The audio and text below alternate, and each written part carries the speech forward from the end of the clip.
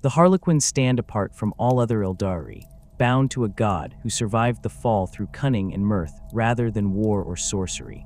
While the Aeldari pantheon shattered in the psychic cataclysm that birthed Slaanesh, Cegorach, the laughing god, endured by hiding within the webway's most labyrinthine passages, laughing at the Dark Prince's fury as she who thirsts consumed his divine kin. The Harlequins are his chosen servants, warriors and performers who exist outside the normal structures of Aeldari society.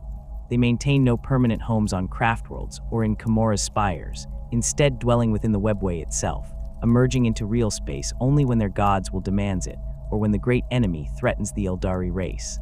Unlike their cousins who require spirit stones to protect their souls from Slaanesh's eternal hunger, the Harlequins walk free of such constraints. Cegorach's protection shields them completely, a divine aegis that marks them as fundamentally different from other Aeldari. When a Harlequin dies, their soul does not risk the horrifying fate of consumption by she who thirsts. Instead, they join Cegorach in the hidden places of the webway, becoming part of the laughing god's eternal performance. This protection comes at a price, however. To become a Harlequin requires abandoning one's former life entirely. The ritual of transformation strips away the old identity, leaving only the player, the dancer, the warrior-performer dedicated wholly to Cegorach's mysterious designs. The process of joining the Harlequins begins with the call, a summons that manifests differently for each Aeldari who receives it. Some hear laughter echoing through their dreams, while others witness impossible visions of the Black Library's hidden depths or glimpse Cegorach's own masked visage in moments of crisis. Those who answer find themselves drawn to the webway, where existing Harlequins await to test their resolve. The trials that follow remain secret, known only to those who undergo them, but those who emerge have been fundamentally changed. They take new names, adopt their first masks, and begin learning the intricate dances and combat styles that define their new existence. The Harlequins organize themselves into traveling companies called masks, each dedicated to performing specific cycles of the Aeldari mythic tradition. These masks vary in size from a handful of players to several dozen, and each develops its own interpretation of the ancient stories they perform. The Mask of the Midnight Sorrow specializes in the darkest tales of the fall, their performances heavy with tragedy and warning. The Mask of the Frozen Stars focuses on the war in heaven and the ancient conflicts that shaped the galaxy before humanity even existed. The Mask of the Veiled Path performs the most esoteric and mysterious cycles, stories whose meanings remain obscured even to other Aeldari. Dozens of masks travel the webway, each pursuing their own missions while remaining loyal to Cegorach's greater purpose. Each mask centers around a troupe, the core performing unit that brings the mythic cycles to life. Within these troupes, Harlequins assume specific roles that correspond to archetypal figures from Aeldari mythology. The players form the majority, warriors who take on various characters as the performance demands. Among them, some specialize as particular figures. The Death Jesters embody mortality itself, wielding shrieker cannons that fire monofilament wire capable of shredding through armor and flesh alike. Their masks feature fixed, skeletal grins, and their presence on the battlefield serves as a reminder that death comes for all beings, regardless of their power or pretensions. The Shadowsers manipulate psychic energies to create illusions and project the emotional weight of the performances directly into the minds of their audience, whether that audience consists of Aeldari seeking spiritual guidance or enemies facing destruction. The Solitaires occupy the strangest and most isolated position within Harlequin society. These individuals perform the role of Slaanesh in the great mythic cycles, a part so dangerous that it risks corrupting the soul of anyone who takes it on. Solitaires walk alone, forever separated from their fellows by the spiritual taint of portraying she who thirsts. Even Cegorach's protection cannot fully shield them from this corruption, and when they die, their souls face an uncertain fate, possibly claimed by the very god they portray. Despite this doom, Solitaires serve as the most lethal warriors among the Harlequins, their combat abilities honed to supernatural perfection. They appear and disappear like ghosts, their movements too fast for normal eyes to track, leaving only corpses in their wake. The mythic cycles performed by the Harlequins serve purposes far beyond mere entertainment. These dances and plays preserve the true history of the Aeldari race, keeping alive knowledge that might otherwise be lost or forgotten. The cycles recount the war in heaven, when the Old Ones created the Aeldari as weapons against the Necrontyr and their Catan masters. They tell of the Aeldari Empire's golden age, when their psychic might dominated the galaxy, and their civilization reached heights of achievement that modern races cannot comprehend. Most importantly, they perform the fall itself, showing how the Aeldari's descent into hedonism and excess birthed Slaanesh and destroyed their empire in a single catastrophic moment. These performances carry spiritual weight that transcends simple storytelling. When Harlequins dance the mythic cycles, they channel genuine psychic energy, creating a connection between past and present that allows their audience to experience the events rather than merely observe them. Craftworld Aeldari who witness these performances often emerge shaken, confronted with truths about their race's history that their own societies prefer to obscure or sanitize. The Harlequins show no mercy in their portrayals, depicting the depths of depravity that led to the fall with unflinching honesty. This brutal truthfulness serves Cegorach's purpose, reminding all Aeldari of the price of excess and the constant vigilance required to prevent history from repeating itself. The Harlequins maintain relationships with all Aeldari factions, moving freely between groups that would otherwise refuse contact with each other. On the Craftworlds, they are welcomed as honored guests, their performances attended by thousands who seek spiritual guidance and connection to their race's deeper heritage. The autarchs and farseers treat them with respect, understanding that the Harlequins serve purposes beyond normal political considerations. Even the most rigid and traditional Craftworlds cannot refuse them entry, for to do so would be to reject Cegorach himself. In Camorra, the Harlequins walk a more dangerous path. The Drukhari view them with a mixture of fascination and unease, recognizing kindred spirits who embrace violence and artistry in equal measure, while simultaneously representing everything the Dark City's inhabitants have rejected. The Harlequins perform in Camorra's arenas and theaters, their shows drawing massive audiences of Drukhari hungry for entertainment that carries genuine meaning rather than simple sadism. The cabals and cults grant them safe passage through ancient agreements, though some archons have attempted to capture or kill Harlequins over the millennia. Such attempts invariably end in disaster, with the offending Drukhari found dead in ways that serve as warnings to others who might harbor similar ambitions. The Exodites, living their deliberately primitive existence on maiden worlds far from the webway's major routes, receive visits from Harlequin masks less frequently than their Craftworld cousins. When the Harlequins do appear on these worlds, they are welcomed warmly, their performances taking place under open skies, with entire communities gathering to witness the mythic cycles. The Exodites appreciate the Harlequins' role as preservers of tradition, recognizing in them a commitment to truth that mirrors their own rejection of the path that led to the fall. The rise of Ennead and the Inari has complicated the Harlequins' traditional role. Some masks have allied with Ivrain and her followers, seeing in the god of the dead a potential path to salvation for all Aeldari. Others remain skeptical, questioning whether this new god truly offers hope or simply represents another dangerous gambit in the eternal struggle against Slaanesh.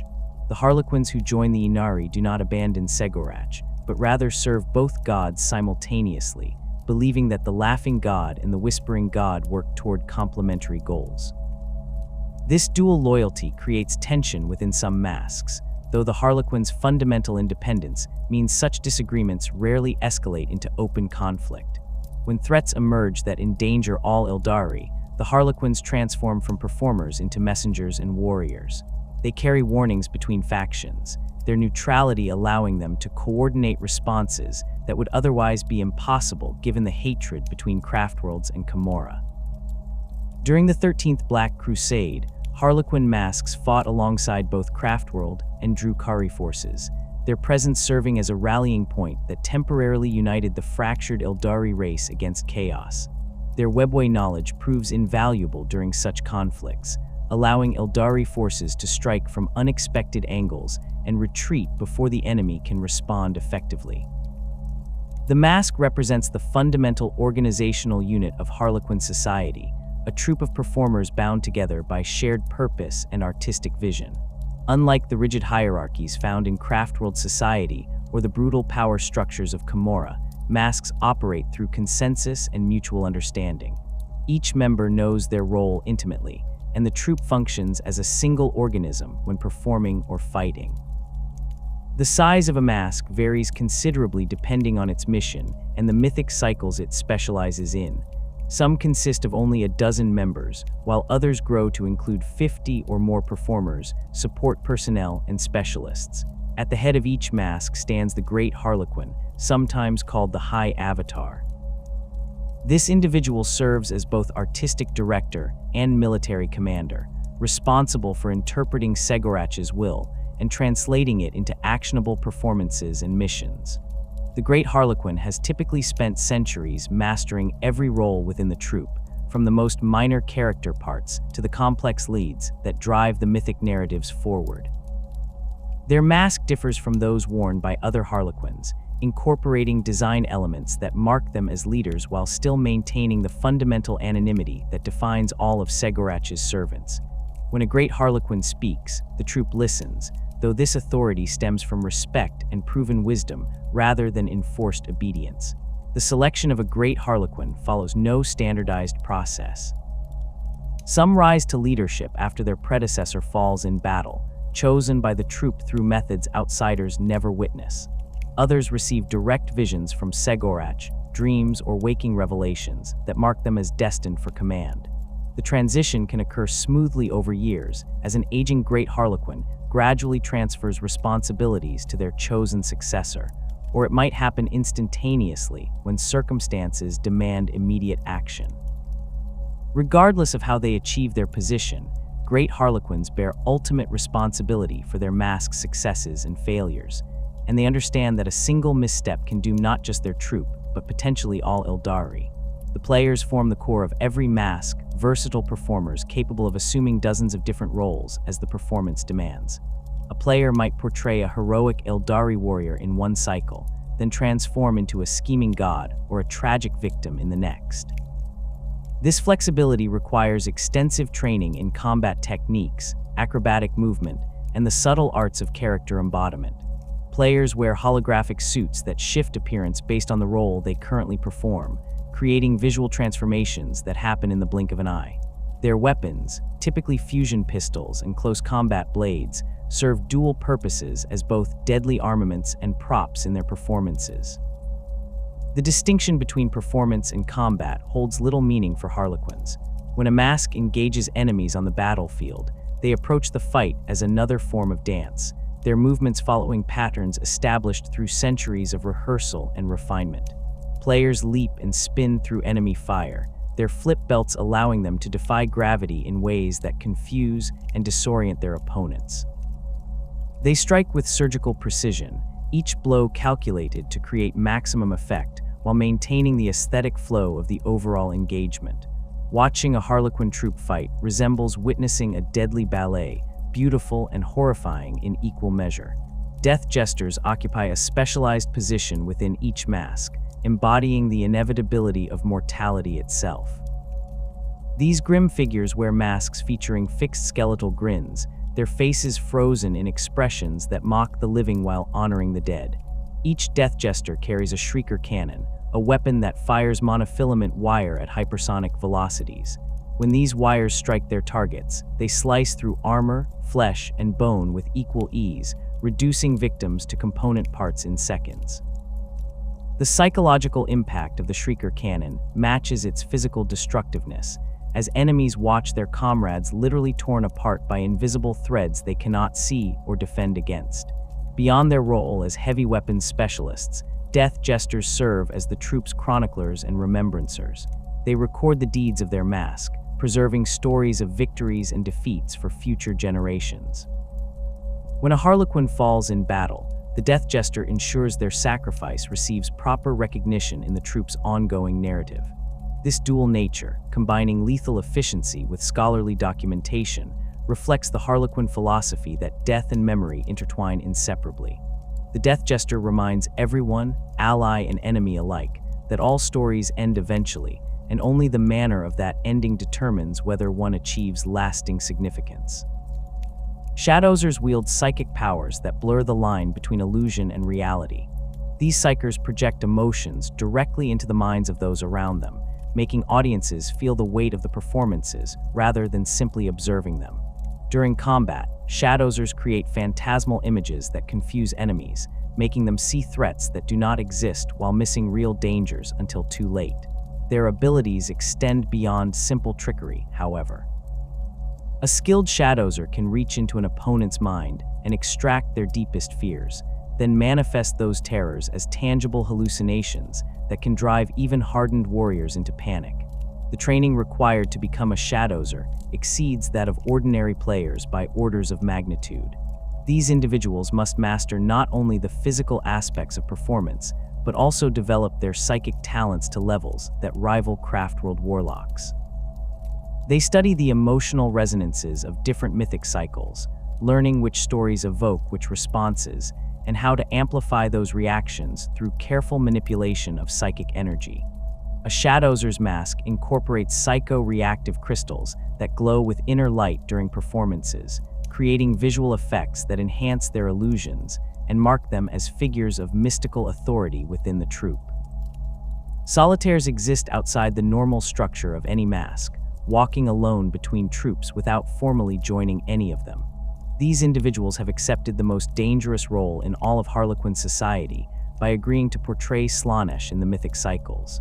The spiritual contamination inherent in embodying she who thirsts separates them from their fellows, creating a barrier that cannot be crossed even by Cegorach's protection. Other Harlequins treat solitaires with a mixture of reverence and unease, recognizing their sacrifice while understanding the doom they have embraced. A solitaire's combat abilities surpass those of any other Harlequin. They move with speed that defies comprehension, appearing and disappearing like ghosts as they carve through enemy formations. Their weapons, usually a pair of Harlequin's kisses or caresses, leave nothing but corpses in their wake. The isolation they endure sharpens their skills to supernatural levels, as they spend their time between performances training obsessively, pushing their bodies and minds to limits that would destroy lesser beings. When a mask faces particularly dangerous opposition, a solitaire might appear unbidden to aid them, fighting alongside the troupe for a brief period before vanishing back into the webway's depths. The relationship between solitaires and the rest of Harlequin society remains complex and often painful. Troupe members cannot fully interact with solitaires without risking spiritual contamination themselves, so communication happens through gestures and carefully maintained distance. Despite this separation, solitaires retain their loyalty to Cegorach and the greater Aeldari cause. They understand that their sacrifice serves a necessary purpose, preserving the complete truth of the fall by ensuring that even Slaanesh receives proper representation in the mythic cycles. Without solitaires willing to take on this burden, the performances would remain incomplete, and vital lessons about the Dark Prince's nature would be lost. The Black Library stands as the ultimate repository of forbidden knowledge in the galaxy, a vast archive hidden within the webway's most secure reaches. The Harlequins guard this library zealously, understanding that the information contained within could reshape reality itself if misused. The library's collections include not just Aeldari history, but records of the war in heaven, the true nature of the Chaos Gods, prophecies concerning the galaxy's ultimate fate, and countless other secrets that civilizations would kill to possess. The physical structure of the library defies normal spatial geometry, its halls extending far beyond what its external dimensions should allow, with sections that exist partially in the warp and others that occupy pockets of frozen time. Access to the Black Library remains restricted even among Harlequins.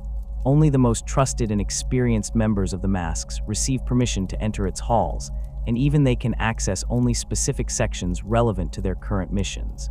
The library's guardians, ancient Harlequins who have dedicated their entire existence to protecting its contents, patrol the endless corridors and challenge anyone who attempts to reach restricted areas. These guardians have studied the library's defenses for centuries, mastering traps and wards that combine psychic barriers with physical obstacles and temporal distortions that trap intruders in infinite loops.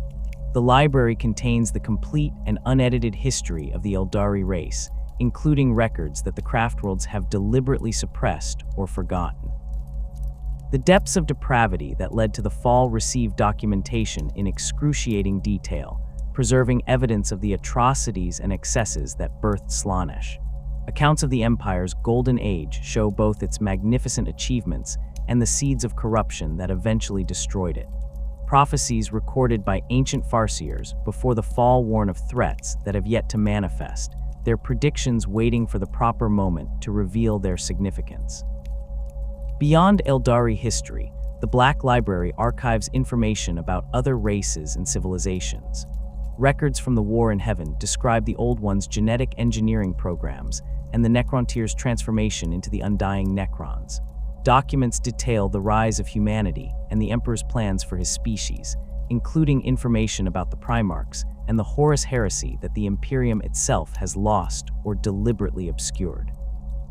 The library even contains fragments of Khatan knowledge, dangerous insights into the material universe's fundamental nature that could drive mortal minds to madness simply by comprehending them. The organization of Harlequin society extends beyond individual masks to encompass the broader structure of how these troops interact and coordinate. While each mask operates independently, pursuing missions assigned by their great Harlequin or revealed through visions from Cegorach, they maintain communication networks that span the webway. When multiple masks converge on a single location or objective, they coordinate their efforts with precision that suggests deeper levels of planning than any outsider can perceive. These gatherings, called Grand Masks, occur rarely but represent moments when Cegorach's will demands concentrated action. The concept of the Sea Death, the Great Dance, provides the philosophical framework that unifies all Harlequin activity. This idea holds that all events in the galaxy form part of a vast cosmic performance, with every being playing their assigned role, whether they realize it or not. The Harlequins see themselves as conscious participants in this dance, deliberately shaping their actions to align with Cegorach's vision of how the performance should unfold.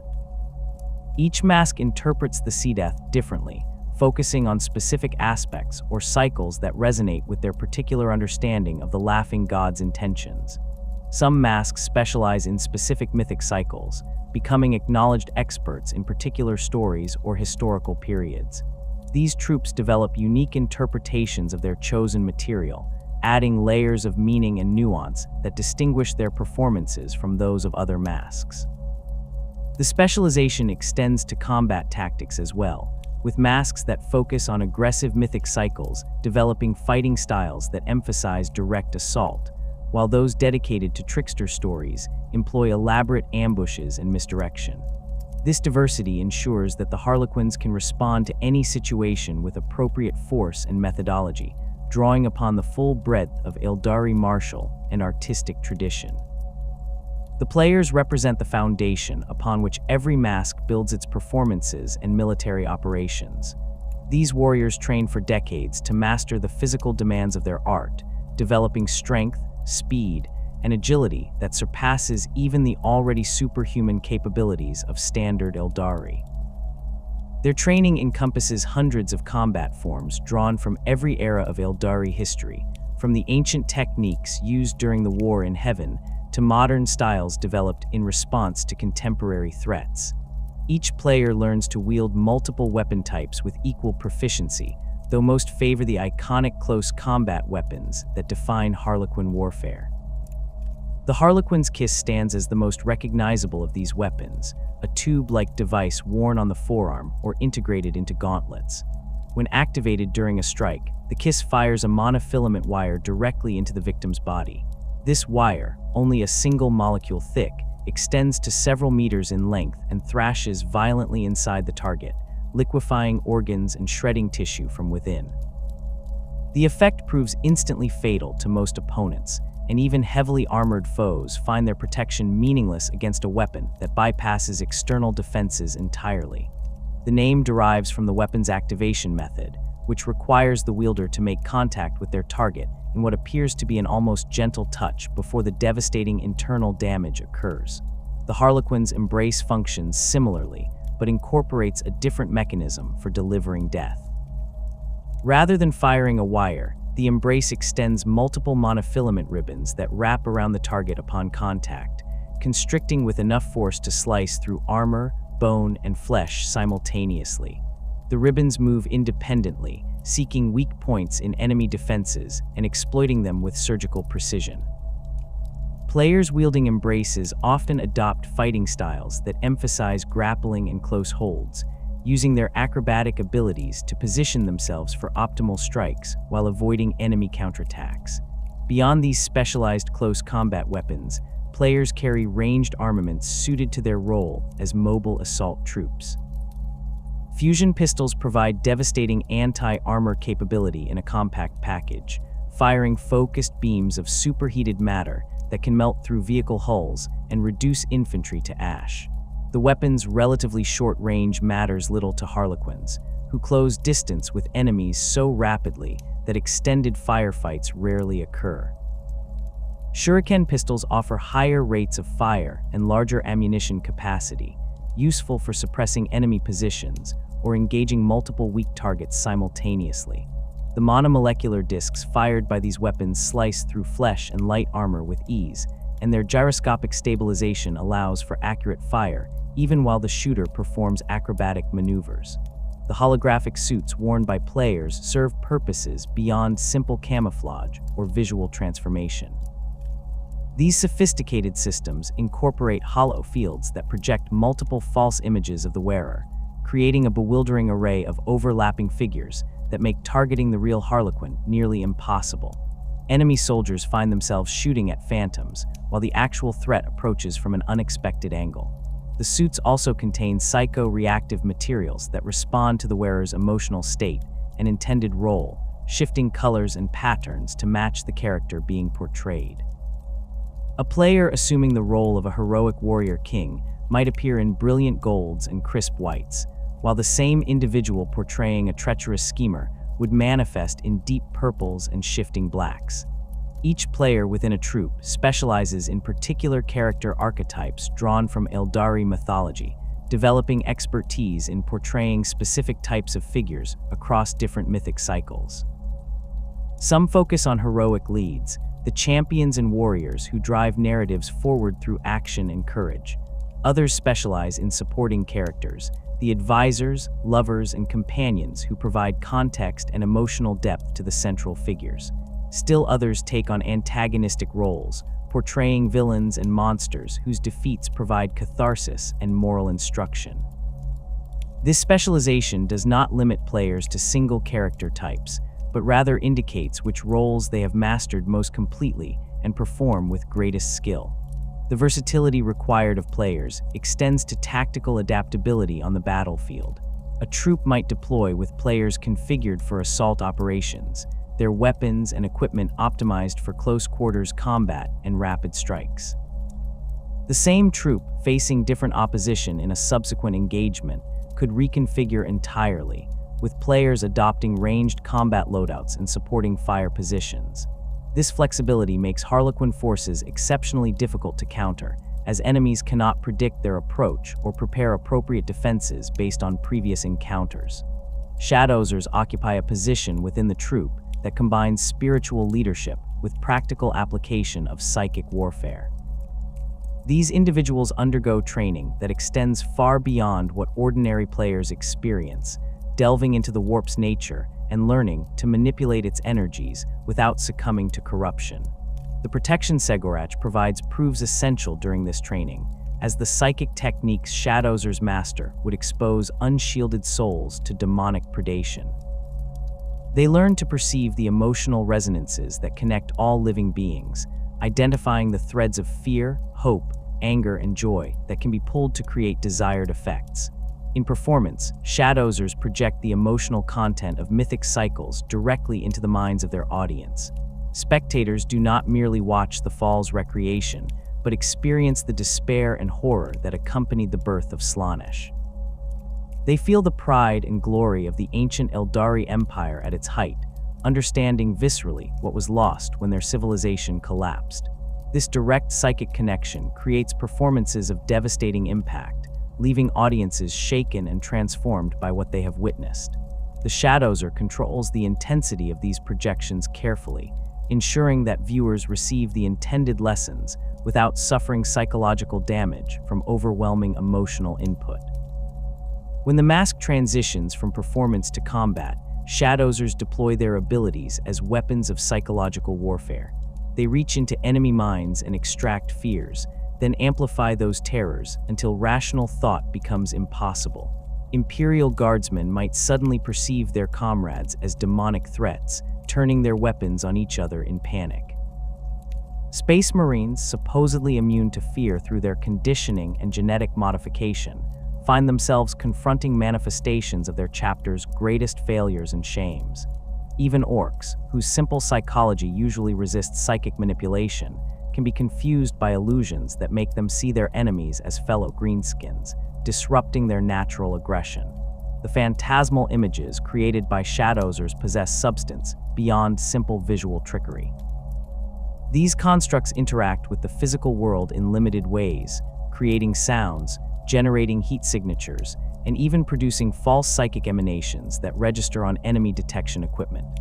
A Shadowser might project an entire squad of Harlequins charging from one direction, while the real troop attacks from another angle, and enemy forces would detect both threats as equally valid until the illusions dissipate upon contact. More sophisticated applications allow Shadowsers to cloak their allies entirely, rendering the troop invisible to both visual observation and technological sensors. The masks worn by Shadowsers incorporate wraithbone circuits that amplify their psychic abilities and help focus their powers with greater precision. These masks glow with inner light that shifts through the spectrum based on the emotions being projected, creating visual indicators of the Shadowser's current psychic state. The light can be dimmed during stealth operations or brightened during performances to enhance the dramatic effect. Some Shadowsers customize their masks with additional psycho-reactive crystals harvested from Craftworld infinity circuits or recovered from ancient Aeldari ruins, further augmenting their capabilities. The staff carried by most Shadowsers serves as both a symbol of their authority and a practical tool for channeling psychic energy. These weapons, called misstaves, generate fields of psychic disruption that interfere with enemy psychers' abilities while simultaneously enhancing the Shadowsers' own powers. In close combat, a misstaff strikes with force amplified by telekinetic energy, capable of shattering bones and crushing armor. The staff's head often incorporates a shuriken catapult or other ranged weapon, providing the Shadowser with offensive options beyond their psychic abilities. Death Jesters embrace their role as harbingers of mortality with grim enthusiasm, understanding that their presence on the battlefield serves purposes beyond simple destruction. The Shrieker cannon each Death Jester carries represents a masterwork of Aeldari weapons technology, combining sophisticated targeting systems with the simple lethality of monofilament wire. The weapon fires in controlled bursts, each discharge releasing dozens of wire filaments that spread across a wide area before contracting suddenly. Enemies caught in this web find themselves sliced apart from multiple angles simultaneously, their bodies reduced to chunks of meat that collapse in spreading pools of blood. The psychological impact of the Shrieker cannon exceeds even its impressive physical destructiveness. Soldiers who witness their comrades torn apart by invisible wires experience primal terror that bypasses rational thought and military discipline. The Death Jester cultivates this fear deliberately, using their weapon to create scenes of carnage that break enemy morale and send survivors fleeing in panic. The dark humor inherent in the Death Jester's role manifests in their selection of targets and timing of shots, creating tableaus of death that carry macabre artistic merit alongside their tactical value. The skeletal grin fixed on every Death Jester's mask never changes expression, maintaining the same mocking smile whether the wearer experiences triumph or faces imminent death. This unchanging countenance unnerves allies and enemies alike, serving as a constant reminder that death comes for all beings eventually and treats their struggles with indifferent amusement. The mask's design draws from ancient Aeldari death imagery, incorporating symbols and patterns that predate the fall and connect to mortality cults that existed during the Empire's height.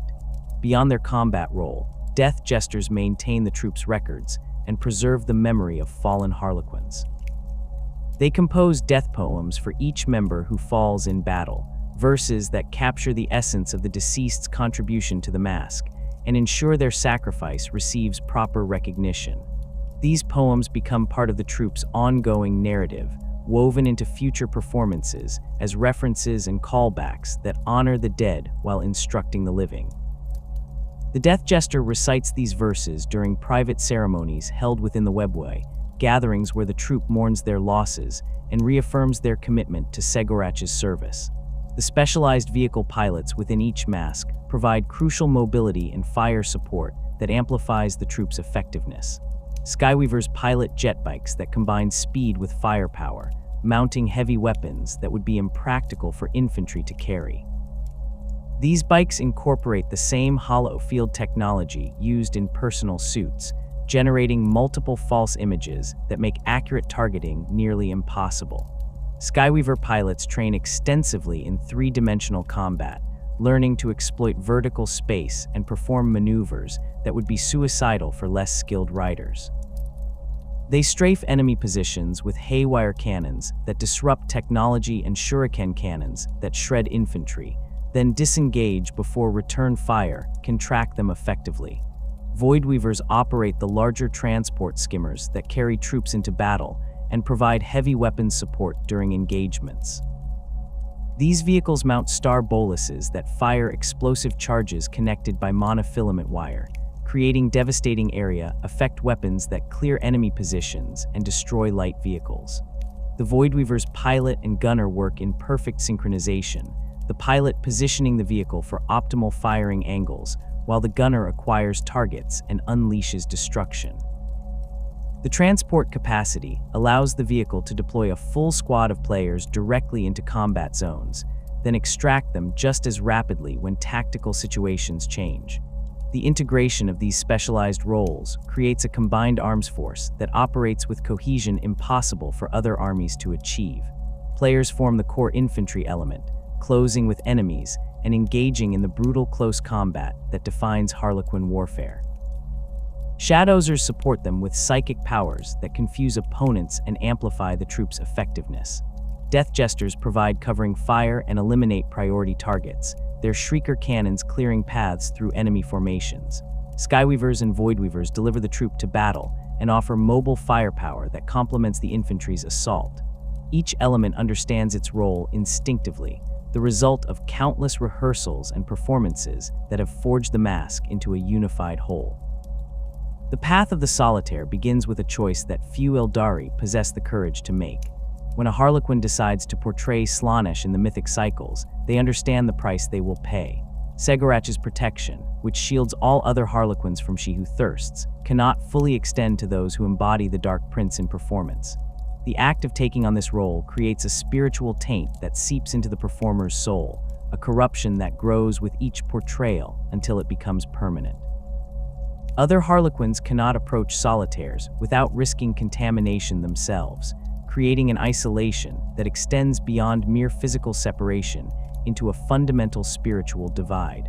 The transformation from Harlequin to Solitaire happens gradually in most cases. A player might take on the role of Slaanesh for a single performance, feeling the psychic weight of embodying the great enemy settle upon their shoulders. Some reject this burden immediately, recognizing that they lack the strength to bear it repeatedly. Others find themselves drawn back to the role despite its dangers, compelled by a need to tell the complete truth about the fall.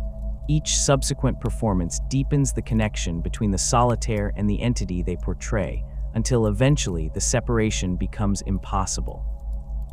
The Harlequin realizes they can no longer return to their former existence within the troupe, and they take up the lonely path that will define the rest of their existence. When a Solitaire dies, their soul faces a fate uncertain even to Cegorach himself. The spiritual contamination accumulated through years of portraying Slaanesh creates a beacon that draws She Who Thirsts attention. Some believe that Solitaire souls are claimed by the Dark Prince immediately upon death, dragged into the warp to suffer eternally as payment for their presumption in depicting the Chaos God. Others suggest that Cegorach intervenes at the final moment, pulling his servants away from damnation through tricks and misdirection that confuse even Slaanesh.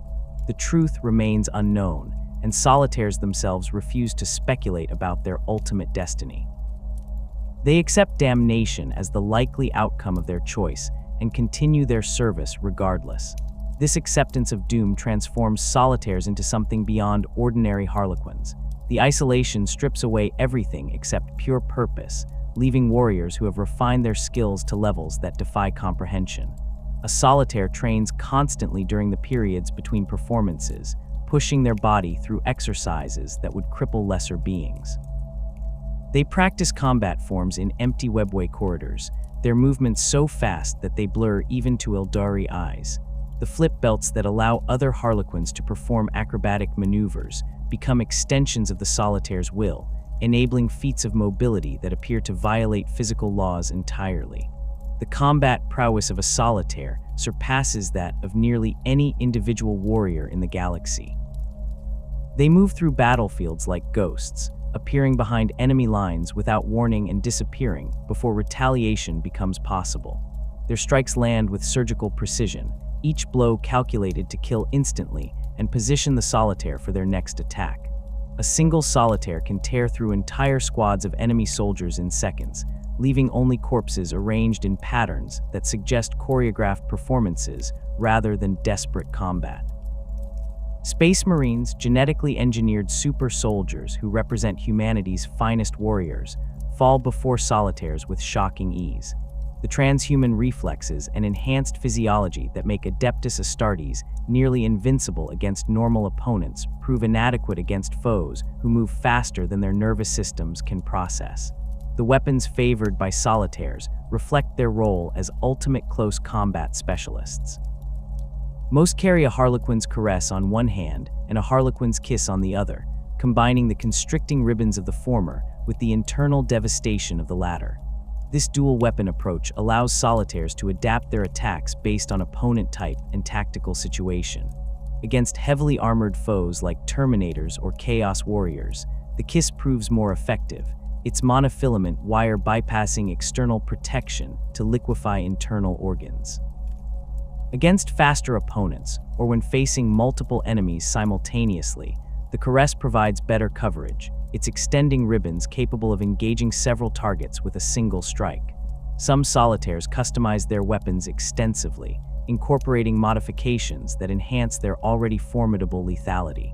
Additional power fields might be integrated into the caress, causing the monofilament ribbons to superheat and burn through targets alongside cutting them.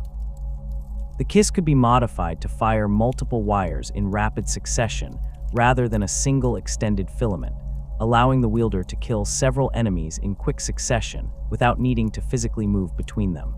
These customizations remain unique to individual solitaires, developed over decades or centuries of experience and refined through constant use. The isolation that defines solitaire existence extends beyond spiritual contamination into practical reality. These warriors cannot maintain permanent residence with any mask, as their presence would endanger the troop's spiritual cohesion. Instead, they wander the webway alone, traveling between the ancient paths that connect real space locations across vast distances. The webway's nature makes such solitary travel exceptionally dangerous. Sections of the network have fallen into disrepair since the fall, with breaches allowing warp entities to infiltrate passages that should remain sealed. Other areas have been claimed by various factions, from Drukhari raiders to Chaos warbands to stranger things that defy categorization. A solitaire navigating these dangers relies entirely on their own skills and knowledge. They cannot call for backup or retreat to friendly forces when situations turn against them. The webway's geography shifts unpredictably in some regions, with paths that existed yesterday vanishing today and new routes opening without warning. Solitaires develop mental maps of the network that incorporate both stable routes and areas of flux, learning to recognize signs that indicate safe passage versus imminent danger. This expertise makes them invaluable guides when masks need to reach locations through particularly treacherous webway sections. The missions undertaken by solitaires serve Cegorach's plans in ways that often remain obscure even to other Harlequins. A solitaire might spend years tracking a single chaos cultist, following them across multiple star systems, before finally striking at the moment their death will cause maximum disruption to the Dark God's schemes. Another might infiltrate an Orc-Wa, eliminating key warbosses in ways that appear accidental or attributable to internal power struggles, fragmenting the Greenskin Horde before it can threaten Aeldari holdings. The solitary nature of these missions suits solitaires perfectly, as they work best without the complications that allies introduce. When solitaires do fight alongside masks, their appearance comes without warning or coordination. A troop engaged in desperate combat against overwhelming odds might suddenly find enemies falling dead from attacks they never saw coming, only to glimpse a solitary figure moving through the battlefield like a shadow given form. The solitaire fights for as long as their presence serves purpose, then vanishes back into the webway before the mask can acknowledge their assistance. This pattern repeats across countless engagements, with solitaires appearing at crucial moments to tip the balance before disappearing as mysteriously as they arrived. The relationship between solitaires and the masks they occasionally aid remains complex and tinged with sadness. Troop members recognize the sacrifice these warriors have made and honor them for their willingness to bear such a burden. Simultaneously, the spiritual contamination solitaires carry makes close interaction impossible. A shadowser might sense a solitaire's presence through psychic awareness and adjust the troop's tactics accordingly, but direct communication cannot occur. Players who once fought alongside an individual before they became a solitaire must watch their former companion from a distance, unable to offer comfort or companionship to someone who was once a trusted brother or sister in arms. The performances where solitaires portray Slaanesh represent the most spiritually dangerous moments in any mythic cycle. The audience, whether Aeldari seeking enlightenment or enemies about to be destroyed, witnesses an embodiment of she who thirsts that carries genuine psychic weight. The solitaire channels aspects of the Dark Prince's nature through their performance, manifesting the seductive corruption and overwhelming excess that defines the Chaos God. Spectators feel Slaanesh's pull directly, experiencing the temptation that led their ancestors to damnation. This direct confrontation with the great enemy serves crucial educational purposes, reminding all Aeldari of the constant threat they face and the vigilance required to resist corruption. The physical toll of these performances matches their spiritual danger. Channeling even a fraction of a chaos god's essence through a mortal form creates strain that would kill most beings instantly. Solitaires endure this burden through a combination of natural resilience, Cegorach's partial protection, and sheer force of will. After completing such a performance, a solitaire often retreats deep into the webway to recover, spending days or weeks in meditation and physical recuperation before undertaking their next mission. The cumulative damage from repeated portrayals shortens solitaire lifespans considerably compared to other Harlequins, though exact statistics remain impossible to determine given the secretive nature of their existence. The equipment carried by solitaires beyond their weapons includes items that facilitate their solitary travels and enhance their already formidable capabilities. Haywire grenades allow them to disable enemy vehicles and technology, creating opportunities for escape when confronted by superior forces. Plasma grenades provide area effect destruction useful for eliminating groups of weaker enemies or clearing fortified positions. The holographic suits worn by solitaires incorporate enhanced hollow field generators that create more convincing illusions than those used by regular players, sometimes projecting multiple false images simultaneously to confuse opponents about the solitaire's actual location and number. Some solitaires carry items of historical significance recovered from their travels through the webway.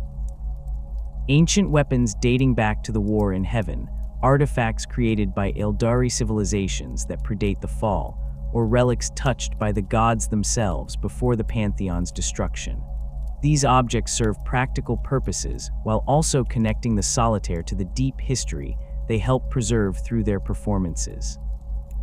A sword forged in the Empire's Golden Age might be carried not just for its superior craftsmanship, but as a physical link to the civilization that was lost, a reminder of what the Aeldari once achieved and what they lost through their own failings. The loneliness inherent in solitaire existence cannot be overstated. These warriors spend the vast majority of their time completely alone, traveling empty webway passages or lurking in the shadows of real space locations while pursuing their missions. They cannot form lasting relationships or maintain connections with other beings. The rare moments when they fight alongside masks provide brief respites from isolation, but these interludes end quickly, and the solitaire returns to solitude. Some cope with this existence through meditation practices that quiet the mind and reduce the psychological strain. Others embrace the loneliness as appropriate punishment for the presumption of portraying a chaos god, viewing their isolation as penance that must be endured. Despite the terrible price they pay, solitaires continue to emerge from Harlequin ranks.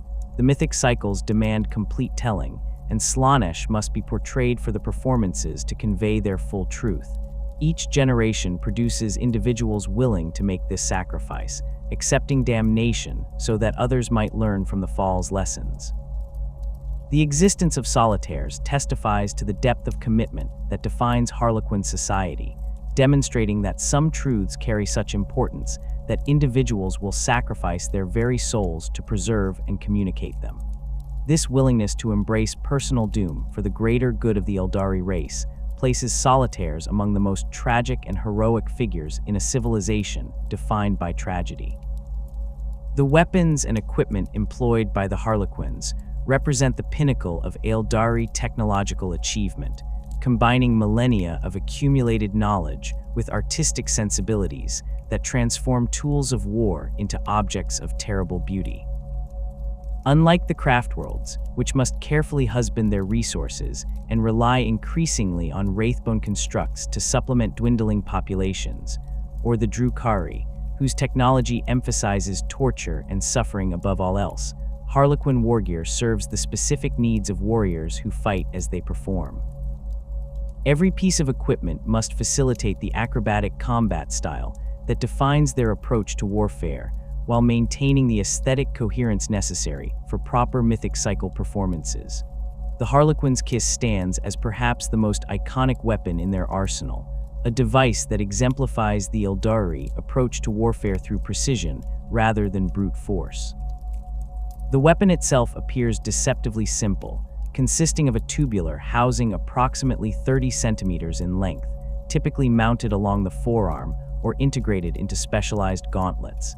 The exterior casing incorporates psycho-reactive materials that shift color to match the wearer's hollow suit, ensuring visual continuity during performances. Activation studs positioned for thumb or finger triggers allow the wielder to fire the weapon with minimal movement, maintaining the flow of combat without requiring obvious preparatory motions that might alert opponents. When activated during a strike, the kiss releases a spool of monofilament wire that extends into the target's body through any point of contact. The wire itself measures only a single molecule in width along its cutting edge, allowing it to slip between the atomic bonds of most materials without resistance. Once inside the victim, the wire extends to its full length of several meters, while simultaneously thrashing in a pre-programmed pattern designed to maximize internal damage. Organs rupture, major blood vessels shred, and bone fragments as the wire carves through the body's interior. The entire process takes less than a second from activation to the target's death, though the body often requires several additional seconds to fully collapse as the liquefied remains of internal structures lose cohesion. The psychological impact of witnessing a Harlequin's kiss in action exceeds even its devastating physical effects. Enemy soldiers watch their comrades touched almost gently by a Harlequin, only to see the victim suddenly collapse as blood pours from every orifice. The disconnect between the apparently minor contact and the catastrophic result creates a terror that transcends rational fear of injury. Opponents realize that their armor provides no protection, that their physical resilience means nothing against a weapon that bypasses all external defenses. This understanding breaks morale more effectively than any amount of conventional firepower, sending survivors fleeing in panic or freezing them in place as they wait helplessly for death to find them. The Harlequin's embrace operates on similar principles, but employs a different mechanism for delivering death. Rather than firing a single wire into the target, the embrace extends multiple monofilament ribbons from the weapon's housing upon contact with an enemy. These ribbons, each approximately 5 centimeters wide and 2 meters long, spread outward in a calculated pattern before constricting suddenly. The ribbons wrap around the target, their monofilament edges slicing through armor, flesh, and bones simultaneously as they tighten. The weapon's name derives from this constricting motion, which resembles a deadly parody of an affectionate gesture. The ribbons possess limited independent mobility, guided by sophisticated targeting systems built into the weapon's housing. These systems identify structural weak points in enemy armor and direct the ribbons to exploit them, finding gaps at joints or weak spots where different armor plates meet. Against unarmored targets, the ribbons simply constrict until they meet in the middle, reducing the victim to component parts that fall away from each other in a spreading pool of blood. The embrace proves particularly effective against multiple opponents in close proximity, as a skilled wielder can position themselves to catch several enemies in a single activation, the ribbons extending far enough to reach targets standing near the primary victim. Harlequins typically carry these close combat weapons in pairs, combining a kiss on one arm with an embrace on the other, or wielding dual versions of the same weapon depending on personal preference and tactical requirements. This dual weapon approach maximizes their effectiveness in melee combat, allowing them to engage multiple opponents simultaneously or adapt their attacks based on the specific enemy they face. Against heavily armored foes like Space Marine Terminators or Chaos Warriors clad in ancient power armor, the KISS provides more reliable kills by bypassing external protection entirely. Against faster opponents, or when surrounded by numerous weaker enemies, the Embrace's area effect and extended reach prove more valuable. The ranged weapons carried by Harlequins reflect their need for compact firepower that can be employed while performing acrobatic maneuvers without disrupting their balance or momentum. Fusion pistols represent the most powerful option available to standard players, packing anti-armor capability into a weapon small enough to be wielded one-handed. These weapons generate a contained fusion reaction within their firing chamber, then release the resulting superheated plasma in a tightly focused beam. The beam's temperature exceeds that found in stellar cores, capable of melting through ceramite armor, plasteel hulls, and most other materials in a fraction of a second. Infantry caught in a fusion pistol's beam simply vaporize, their bodies converted to ash and ionized gas before they can register the hit. The fusion pistol's primary limitation stems from its extremely short effective range, rarely exceeding 15 meters under optimal conditions. Beyond this distance, the plasma beam disperses too widely to maintain the focused energy density necessary for armor penetration. This limitation matters little to Harlequins, whose combat doctrine emphasizes closing to melee range as rapidly as possible. The fusion pistol serves primarily as a tool for eliminating priority targets during the approach or dealing with heavily armored opponents who might survive initial close combat strikes. The weapon's compact size allows it to be holstered securely on a Harlequin's belt or thigh, positioned for quick drawing without interfering with acrobatic movement. Shuriken pistols provide an alternative to fusion weapons, offering higher rates of fire and larger ammunition capacity at the cost of reduced armor penetration. These weapons operate on the same basic principles as the Shuriken catapults used by Craftworld Guardians, employing gravitic accelerators to propel monomolecular discs at hypersonic velocities. Each disc measures approximately 3 centimeters in diameter and features edges sharpened to a single molecule's width. Upon impact, the discs slice through flesh and light armor with minimal resistance, their gyroscopic stabilization allowing them to tumble through targets and maximize internal damage. A standard Shuriken pistol carries several hundred discs in a cylindrical magazine, allowing sustained fire without frequent reloading. The weapon's rate of fire can be adjusted from single shots for precision targeting to full automatic streams that saturate small areas with projectiles. Harlequins employ Shuriken pistols primarily against lightly armored infantry, or when facing numerous weak opponents, where the fusion pistol's single target focus would prove inefficient. The weapon's light weight and minimal recoil make it ideal for use during acrobatic combat, as wielders can fire accurately while flipping, spinning, or performing other maneuvers that would render conventional firearms useless. Neurodisruptors represent the most exotic ranged weapons in the Harlequin arsenal, devices that attack the target's nervous system directly rather than causing physical damage. These weapons emit focused beams of psycho-reactive energy that interact with the bioelectric signals controlling muscular movement and sensory processing. When struck by a neurodisruptor beam, victims experience immediate loss of motor control as their nervous system receives conflicting signals that override conscious thought. Muscles spasm uncontrollably, sensory input becomes scrambled and meaningless, and the victim collapses in convulsions that continue until their brain suffers catastrophic damage from the conflicting neural signals. The neurodisruptor proves particularly effective against enemies who rely on enhanced physiology or cybernetic augmentation. Space Marines, whose additional organs and modified nervous systems make them resistant to many conventional weapons, find their enhanced biology turned against them by neurodisruptors. The weapon's energy interacts with their additional nerve clusters and secondary organs, creating feedback loops that amplify the disruption beyond what normal humans would experience. Similarly, enemies equipped with neural interfaces or cybernetic control systems suffer catastrophic malfunctions as the disruptor's beam corrupts the signals passing between biological and mechanical components. The flip belt worn by every Harlequin represents technology that borders on the miraculous, allowing wearers to perform feats of acrobatics that defy conventional physics. These devices generate localized gravitic fields that reduce the wearer's effective mass to near zero, while simultaneously providing directional thrust through carefully controlled field manipulation. A Harlequin wearing an active flip belt can leap 50 meters vertically from a standing start, change direction mid-air without any visible means of propulsion, or arrest their momentum instantly regardless of their previous velocity. The belt's controls integrate seamlessly with the wearer's neural interface, responding to thought rather than requiring manual activation. The gravitic fields generated by flip belts interact with local gravitational sources in complex ways that Harlequins learn to exploit through years of training.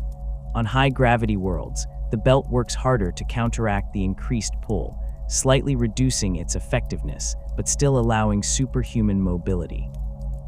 In low-gravity or zero-gravity environments, the belt provides the traction and directional control that would otherwise be impossible, preventing the disorientation that affects most warriors fighting in such conditions. The technology also allows Harlequins to run across walls or ceilings as easily as flat ground, their orientation relative to local gravity becoming essentially arbitrary.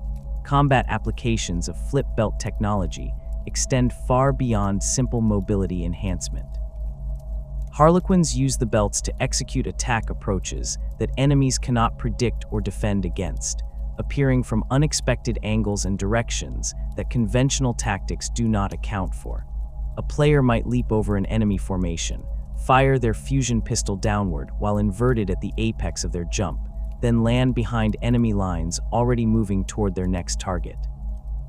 Another might run along a vertical surface to bypass ground-level obstacles, strike from this elevated position, then push off to engage a different enemy group before the first victims have finished falling. The hollow suit worn beneath a Harlequin's costume represents the foundation of their visual presence both in performance and combat. These sophisticated garments incorporate millions of light-emitting nodes woven into a flexible substrate that conforms to the wearer's body. Each node can independently adjust its output across the full visible spectrum and into infrared ranges, allowing the suit to display essentially any visual pattern or color scheme. The nodes respond to control signals from the suit's integral cogitator, which receives input from the wearer's neural interface and adjusts the display accordingly. During performances, hollow suits allow instantaneous costume changes that would be impossible through conventional means. A player portraying a hero in one scene can shift to displaying the colors and patterns associated with a villain in the next scene without any interruption in the performance's flow. The transformation happens in fractions of a second, creating visual effects that enhance the mythic cycle's impact on audiences. More sophisticated applications layer multiple patterns simultaneously, creating depth and texture that makes the displayed costume appear three-dimensional despite being projected onto a flat surface. In combat, the hollow suit's capabilities shift from aesthetic enhancement to active camouflage and misdirection. The suit generates hollow fields that project multiple false images of the wearer around their actual position, creating a bewildering array of overlapping figures that make accurate targeting nearly impossible. These projections move independently of each other, and the real Harlequin, performing their own acrobatic maneuvers that appear just as real as the genuine article. Enemy soldiers waste ammunition shooting at phantoms, while the actual threat approaches from an unexpected direction. Even experienced warriors find themselves confused by the overlapping images, their pattern recognition abilities overwhelmed by contradictory visual information. The hollow field projections interact with enemy targeting systems in ways that compound the confusion they create for organic observers. Thermal sensors detect heat signatures from all the projected images, not just the real Harlequin, as the hollow field manipulates infrared radiation to create false thermal profiles. Motion trackers register movement from every projection, providing no indication of which signal represents the actual target. Auspex systems and similar detection equipment return multiple valid contacts, all displaying the same basic characteristics and providing no method for distinguishing the real threat from the illusions. Only the most sophisticated scanning equipment can penetrate hollow fields reliably, and even then, the constantly shifting nature of the projections makes sustained target locks difficult to maintain. The Starweaver serves as the primary transport vehicle for Harlequin troops, a sleek anti-gravitic craft that combines speed with firepower in a package that reflects Aeldari aesthetic sensibilities. The vehicle's hull incorporates the same psycho-reactive materials used in hollow suits, allowing its appearance to shift based on the troop's current performance or tactical requirements. A Starweaver might display the bright colors and intricate patterns associated with heroic mythic cycles during one mission, then shift to darker, more subdued tones for covert operations. The hull's smooth curves and flowing lines create an organic appearance that contrasts sharply with the angular, utilitarian designs favored by most other races. The Starweaver's anti-gravitic drive system allows it to hover at any altitude and perform maneuvers that would be impossible for vehicles relying on conventional propulsion. The craft can accelerate from stationary to maximum speed almost instantaneously, stop just as quickly, or reverse direction without any apparent deceleration period. These capabilities make Starweavers exceptionally difficult targets, as they can evade incoming fire through sudden course changes that enemy gunners cannot anticipate or track. The drive system operates silently, producing no exhaust signature and minimal energy emissions, allowing Starweavers to approach targets without alerting defenders to their presence. The vehicle's armament consists of 2 shuriken cannons mounted on traversable sponsons that provide wide firing arcs. These weapons function identically to the shuriken catapults carried by infantry, but scale up to vehicle-mounted size, firing larger discs at higher velocities with correspondingly increased penetration and damage potential. The cannons can engage both ground targets and aerial threats, their high rate of fire allowing them to saturate areas with projectiles or focus sustained streams on priority targets. A Starweaver's gunners typically work in coordination with the vehicle's pilot, who positions the craft to provide optimal firing angles while maintaining evasive movement patterns. The passenger compartment accommodates a full squad of players along with their equipment, providing enough space for the warriors to prepare for deployment without cramping. The compartment's design allows for rapid embarkation and disembarkation, with access points on both sides of the vehicle that can be opened while the Starweaver remains in motion. Harlequins frequently deploy by leaping from moving Starweavers, using their flip belts to control their descent and land in optimal positions for immediate combat engagement.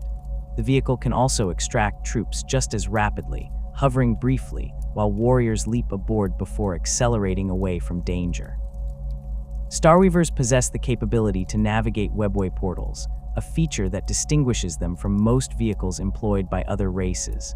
The craft's dimensions and power signature fall within acceptable parameters for standard webway passages, allowing them to travel between real-space locations through the ancient network. This capability provides Harlequin troops with strategic mobility that their enemies cannot match or counter. A mask might attack a target on one side of the galaxy, withdraw into the webway, and emerge hours later to strike a completely different location, thousands of light years away.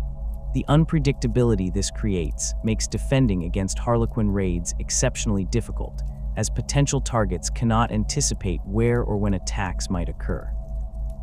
The Voidweaver represents a heavier variant of the Starweaver design, sacrificing passenger capacity for enhanced firepower and specialized mission capabilities. The vehicle mounts a prismatic cannon as its primary armament, a weapon that fires focused beams of light that can be adjusted across different frequency ranges to optimize effectiveness against various target types. Against infantry, the cannon operates in dispersed mode, spreading its beam across a wide area to incinerate multiple targets simultaneously. When engaging armored vehicles or fortifications, the weapon focuses into a tight beam that concentrates enough energy to melt through heavy armor plating or blast through reinforced walls. The Voidweaver's secondary armament consists of shuriken cannons identical to those mounted on Starweavers, providing anti-infantry capability and allowing the vehicle to engage multiple target types simultaneously. The combination of the prismatic cannon's versatility and the shuriken cannon's high rate of fire makes Voidweavers exceptionally flexible fire support platforms. They can suppress enemy infantry while simultaneously engaging enemy armor, adapt their fire to counter emerging threats, or focus all weapons on priority targets when concentrated firepower becomes necessary. The reduced passenger capacity limits Voidweavers to carrying only a partial squad, typically a small team of specialists or a shadowzer and their immediate retinue. This limitation means Voidweavers rarely operate as primary transports, instead serving as dedicated fire support vehicles that accompany Starweavers during deployments. The crew compartment incorporates enhanced targeting systems that allow the gunners to acquire and engage targets with greater precision than Starweaver crews can achieve, compensating for the vehicle's reduced transport capacity with superior combat effectiveness. Both Starweavers and Voidweavers incorporate hollow field generators that project the same kind of multiple false images used by infantry hollow suits, though scaled up to vehicle size. Enemy forces attempting to target these craft find themselves confronted by dozens of apparent vehicles, all moving independently and appearing equally solid. Anti-aircraft fire directed at these projections passes through harmlessly, wasting ammunition, while the real vehicle maneuvers into attack position. The hollow fields also disguise the vehicle's true capabilities, potentially making a heavily armed Voidweaver appear to be a simple transport or causing enemies to underestimate the threat until weapons fire reveals the deception. The vehicle's ability to operate both in real space and through webway portals extends to combat situations where rapid repositioning proves necessary. A Starweaver under heavy fire can retreat into a webway portal, travel a short distance through the network, and emerge from a different portal behind enemy lines or in a flanking position. This capability transforms the vehicles into highly unpredictable threats that can appear anywhere on the battlefield without warning. Enemies cannot establish secure rear areas or safe zones when Harlequin vehicles might emerge from webway portals at any moment, forcing them to maintain defensive postures that reduce their offensive effectiveness. The maintenance and operation of Harlequin vehicles requires expertise that goes beyond simple mechanical knowledge. The anti-gravitic drives incorporate technology that predates the fall, drawing on principles that modern Aeldari understand imperfectly at best. The hollow field generators utilize psycho-reactive materials that must be properly attuned to avoid generating unstable projections or failing at critical moments. vehicle crews spend years learning not just how to pilot and fight from their craft, but also how to maintain and repair systems that cannot be fully understood through conventional study. This expertise passes from experienced crews to new pilots through apprenticeship and direct instruction, preserving knowledge that exists nowhere else in documented form. The webway predates the Aeldari Empire by millions of years, a vast network of extra-dimensional tunnels that connects disparate points across the galaxy through passages that exist outside normal spacetime. The Old Ones created this labyrinth during the War in Heaven, constructing a means of travel that bypassed the dangers of the warp, while allowing rapid movement between star systems separated by vast distances. The ancient tunnels wind through dimensions that exist adjacent to real space, their walls constructed from psycho-reactive materials that maintain structural integrity through a combination of advanced technology and psychic reinforcement. When the Aeldari achieved dominance after the Old Ones' extinction, they expanded the network extensively, adding countless new passages and junctions that transformed the webway into a galaxy-spanning transportation system. The fall shattered much of this ancient infrastructure. The psychic cataclysm that birthed Slaanesh tore holes in the webway's walls, allowing warp energies to flood into passages that had remained sealed for millions of years. Entire sections collapsed or became corrupted beyond recovery, their protective barriers failing as the psychic shockwave propagated through dimensions that should have remained isolated from the immaterium. The Aeldari lost access to vast portions of their transportation network in a matter of hours, watching helplessly as routes they had traveled for millennia became death traps infested with demons and warp-spawned horrors. The surviving sections of the webway remain extensive enough to span the galaxy, but they represent only a fraction of what existed before the fall. The Harlequins claim the webway as their primary domain, dwelling within its passages rather than maintaining permanent settlements in real space.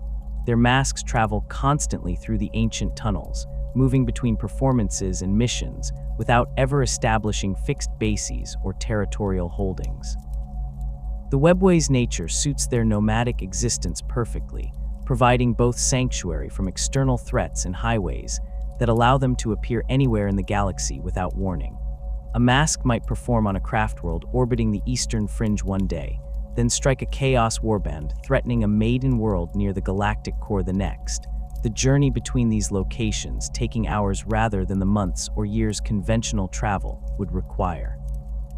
The passages themselves vary tremendously in size and condition depending on their age and the extent of damage they sustained during the fall. Major arterial routes measure hundreds of meters in diameter, vast tunnels capable of accommodating entire fleets of vehicles or large groups traveling in formation. These primary passages connect important hub junctions and major craftworlds, seeing regular traffic from various Aeldari factions. The walls glow with soft bioluminescence generated by the psycho-reactive materials in their construction, providing enough light to navigate by without requiring external illumination sources.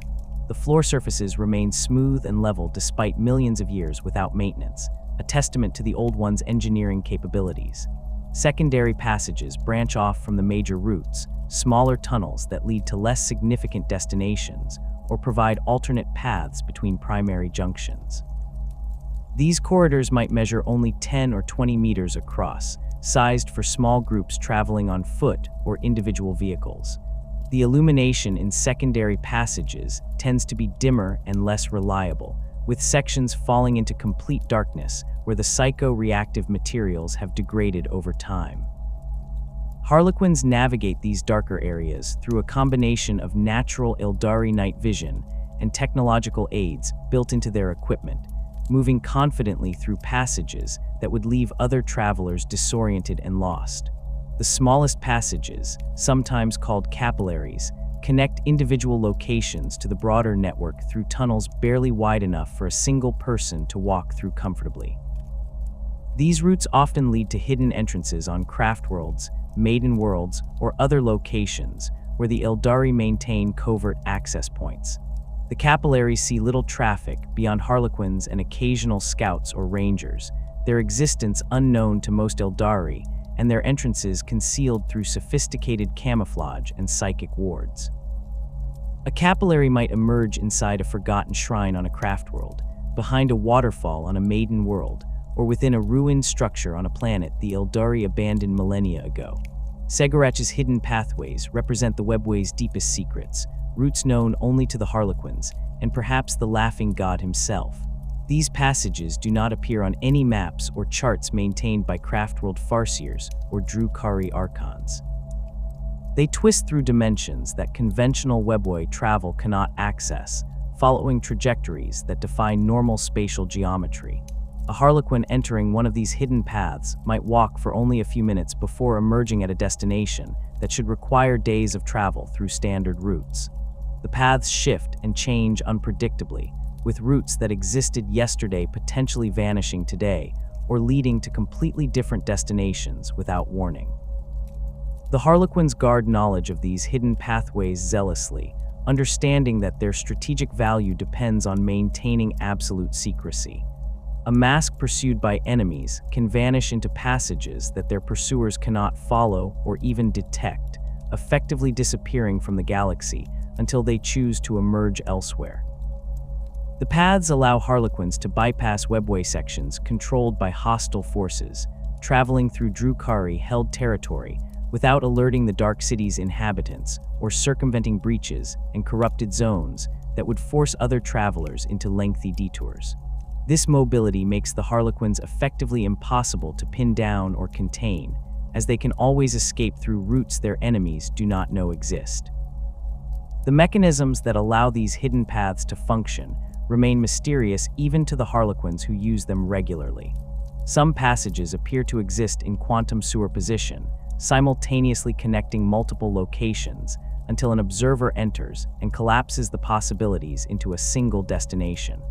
Others seem to move through time as well as space, with travelers emerging at their destination before they entered the passage, according to local chronology.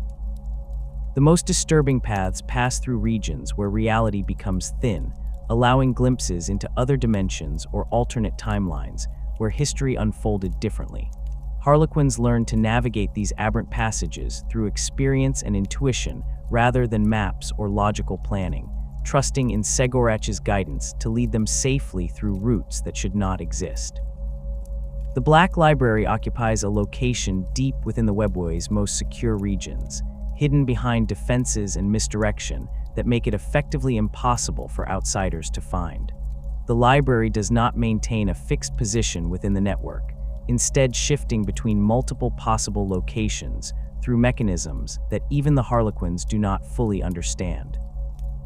A passage that led directly to the library's entrance yesterday might terminate in an empty chamber today, the library having relocated to a completely different section of the webway.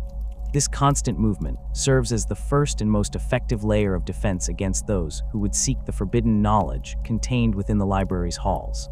The trials required to reach the Black Library vary depending on who attempts the journey and what they seek within its archives.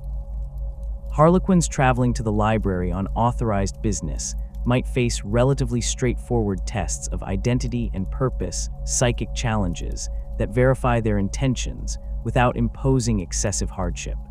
Outsiders attempting to reach the library encounter obstacles of escalating difficulty and danger, each trial designed to turn back those who lack the determination or capability to proceed. The trials adapt to the challenger, presenting tests specifically calculated to exploit their weaknesses and force them to confront their deepest fears or most shameful failures. The first trial typically involves navigation through a section of the webway that shifts and changes constantly, with passages rearranging themselves to create an ever-changing maze. Travelers must find their way through this labyrinth without maps or guides, relying on intuition and perception to identify the correct path forward. Wrong turns lead to dead ends or loops that return the traveler to their starting point, wasting time and testing patience. Some passages contain temporal distortions that cause hours to pass for every minute spent within them, potentially trapping travelers in subjective time periods that span days or weeks, while only moments elapse in the outside universe. Subsequent trials grow progressively more dangerous and personal. Psychic barriers test mental fortitude, projecting illusions that force travelers to relive traumatic memories or confront manifestations of their own psychological weaknesses. Physical challenges require demonstrations of martial skill against constructs and automated defenses that attack with lethal intent.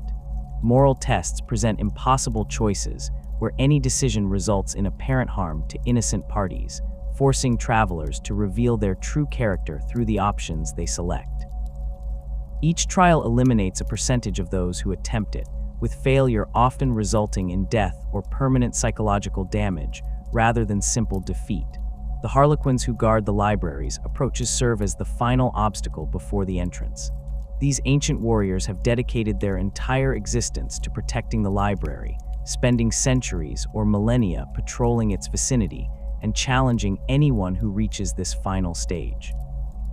They possess combat skills honed through constant practice and experience, fighting every type of opponent imaginable. The Guardians show no mercy to those they judge unworthy, killing intruders without hesitation or remorse. Even authorized visitors must prove their identity and purpose to the Guardian's satisfaction, demonstrating through words and actions that they deserve access to the library's contents. The library's interior defies conventional spatial geometry even more dramatically than the webway passages that lead to it. The halls and chambers extend far beyond what the structure's external dimensions should contain, with sections that exist partially in real space, partially in the webway, and partially in dimensions that have no names or conventional descriptions. Walking through the library, a visitor might pass through doorways that lead to chambers existing thousands of years in the past or future, or enter rooms that occupy multiple locations simultaneously. The shelves stretch upward into darkness that no light can penetrate, holding texts and artifacts accumulated over millions of years. The organization of the library's collections follows patterns that reflect Aeldari psychological structures rather than logical categorization systems. Related materials might be stored in completely different sections, separated by vast distances, their connection apparent only to those who understand the underlying conceptual relationships. A text describing events during the War in Heaven might be shelved next to a prophecy concerning the galaxy's ultimate fate, the two items linked by thematic resonances invisible to linear thinking. Navigating the library requires either extensive familiarity with its layout or guidance from the librarians, Harlequins who have memorized vast portions of the collection's organization through centuries of study. The texts themselves range from physical books bound in materials that predate the Aeldari Empire to psycho-reactive crystals that project information directly into readers' minds. Some sections contain artifacts rather than written records, objects whose mere presence conveys information about the events they witnessed or participated in. Weapons used during pivotal battles rest in stasis fields next to the armor worn by legendary heroes, each item carrying psychic impressions of the moments that define their significance. Prophecies recorded by farseers who foresaw the fall occupy entire chambers, their warnings preserved for future generations to study and hopefully learn from. The most dangerous sections of the library contain information about chaos, detailed accounts of the ruinous power's nature, and the methods by which they corrupt and destroy civilizations. These areas remain sealed behind additional wards and barriers that prevent accidental exposure to knowledge that could corrupt even the strongest minds. Only the most experienced and trusted Harlequins can access these sections, and they do so only when absolutely necessary for missions that require understanding the enemy at the deepest possible level. The texts describe summoning rituals, true names of greater demons, and the philosophical principles that underlie chaos corruption, information that could reshape the galaxy if it fell into the wrong hands. The webway faces constant threats from demonic incursions that seek to expand the breaches created during the fall. Chaos entities probe the network's damaged sections continuously, testing the barriers that separate the webway from the warp and searching for weaknesses they can exploit. When they find such weaknesses, demons pour through the gaps, corrupting the psycho-reactive materials that form the tunnel walls and transforming sections of the webway into extensions of the warp itself. These corrupted zones spread like infections, gradually consuming adjacent passages and threatening to eventually compromise the entire network if left unchecked. The Harlequins serve as the webway's primary defenders against these incursions, patrolling vulnerable sections and responding to breaches with immediate force. Their masks maintain regular routes through areas known to be at risk, checking the integrity of barriers and seals that hold back the warp's influence. When they detect a breach, the Harlequins deploy rapidly to contain it before corruption can spread beyond the immediate area. These battles occur in environments where reality itself becomes unstable, with the laws of physics breaking down and warp energies manifesting in ways that defy prediction or conventional tactics. Fighting demons within the webway requires different approaches than combat in real space. The entities that emerge from breaches draw strength from the warp energies flooding through the gaps, making them more dangerous than they would be in normal space. They do not truly die when their physical forms are destroyed, instead dissipating back into the warp to eventually reform and attempt another incursion. The Harlequins focus on sealing the breaches rather than simply killing the demons that emerge from them, understanding that permanent solutions require cutting off the source of corruption rather than endlessly fighting symptoms. The techniques used to seal webway breaches combine technology and psychic power in ways that only the Aeldari fully understand. Shadowzer's project Barriers of Pure thought that temporarily contain warp energies, while other troop members deploy sophisticated devices that reinforce the weakened sections of tunnel wall. These devices, called way seals, generate fields that restore the psycho-reactive material's integrity and rebuild the barriers between dimensions. The process requires time and concentration that must be defended against demonic assault, forcing the mask to hold position in hostile conditions while the seals take effect. Some breaches prove too extensive for simple sealing operations to repair. When corruption has spread too far or the damage to the webway's structure exceeds what way seals can restore, the Harlequins resort to more drastic measures. They collapse the affected passages entirely, severing them from the broader network and allowing the corrupted sections to drift into the warp. This solution sacrifices portions of the webway permanently, but prevents corruption from spreading to adjacent areas. The decision to collapse passages requires approval from multiple great Harlequins, as it represents a permanent loss of infrastructure that cannot be rebuilt with current Aeldari capabilities. The Drukhari pose a different type of threat to the webway's security, though one less immediately catastrophic than demonic incursion. Cumorah exists within the webway itself, a vast city that occupies sections of the network the Dark Eldar have claimed and expanded through their own engineering efforts. The Drukhari maintain strict control over the passages leading to their domain, guarding the approaches with sophisticated defenses and aggressive patrols that destroy anyone attempting unauthorized entry.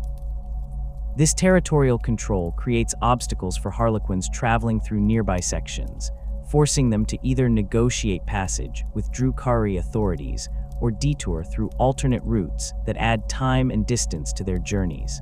The relationship between Harlequins and Drukhari regarding webway access remains complex and often tense. Ancient agreements grant the Harlequins right of passage through Cumorah and its surrounding territories, but individual archons sometimes choose to ignore these arrangements when they believe they can profit from capturing or killing Harlequins. The masks respond to such violations with swift and brutal retaliation, demonstrating that attacking Cegorach's servants carries consequences that outweigh any potential gains.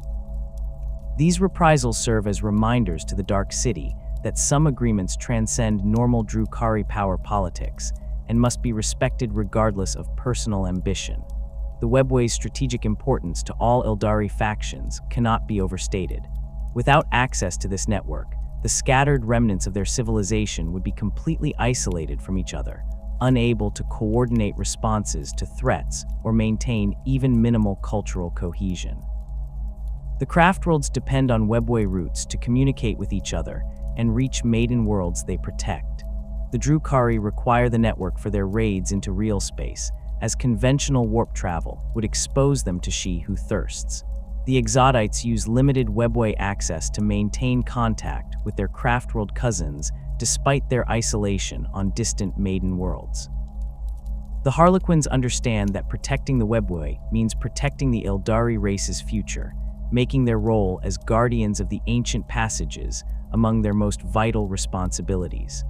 The Fall stands as the central performance in the Harlequin repertoire, a mythic cycle so devastating in its emotional and spiritual impact that audiences emerge from it fundamentally changed.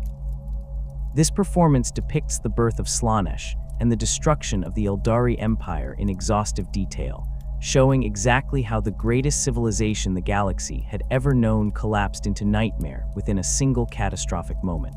The cycle begins during the Empire's Golden Age, when the Aeldari dominated the stars, and their psychic might reshape reality according to their whims. The players portray citizens of this lost civilization at the height of their power, their movements graceful and confident, their costumes displaying colors that shift between brilliant golds and deep purples as the performance progresses. The early sections of the Fall cycle show the gradual corruption that infected Aeldari society over thousands of years. What began as artistic exploration and the pursuit of new experiences slowly transformed into obsession with sensation for its own sake.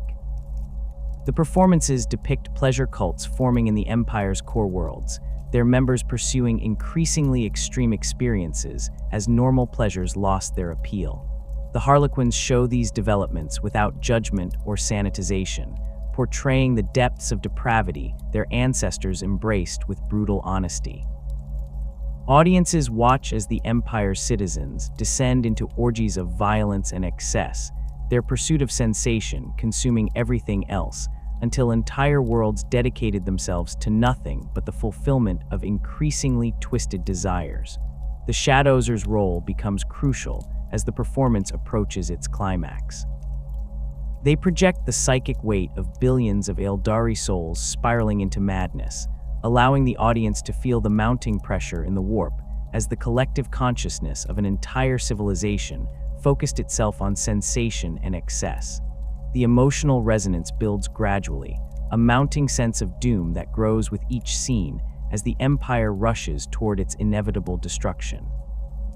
Spectators experience the seductive pull of the pleasure cults, understanding on a visceral level how easy it would be to surrender to such temptations and lose oneself in the pursuit of ever greater sensations. The moment of the Fall itself receives treatment that borders on overwhelming. The Solitaire enters the performance space, their presence immediately transforming the atmosphere as they begin to embody Slaanesh's birth. The psychic pressure that has been building throughout the performance suddenly releases in a catastrophic explosion that the audience feels rather than merely observes. The Shadowzer projects the death screams of trillions of Aeldari as their souls are consumed by the newly born Chaos God, a psychic scream that echoes across the galaxy and tears a permanent wound in reality. The Solitaire dances through this apocalypse, their movements expressing the Dark Prince's terrible joy at achieving consciousness through the destruction of the civilization that birthed it. The performance shows the Eye of Terror's creation as the material universe tears open and the warp floods into real space across thousands of light years. The Aeldari core worlds vanish into this wound, consumed by warp energies that transform them into demon worlds where the laws of physics no longer apply. The Empire's citizens die in numbers beyond comprehension, their souls feeding Slaanesh's eternal hunger. The few survivors scatter across the galaxy, their civilization shattered beyond any hope of restoration.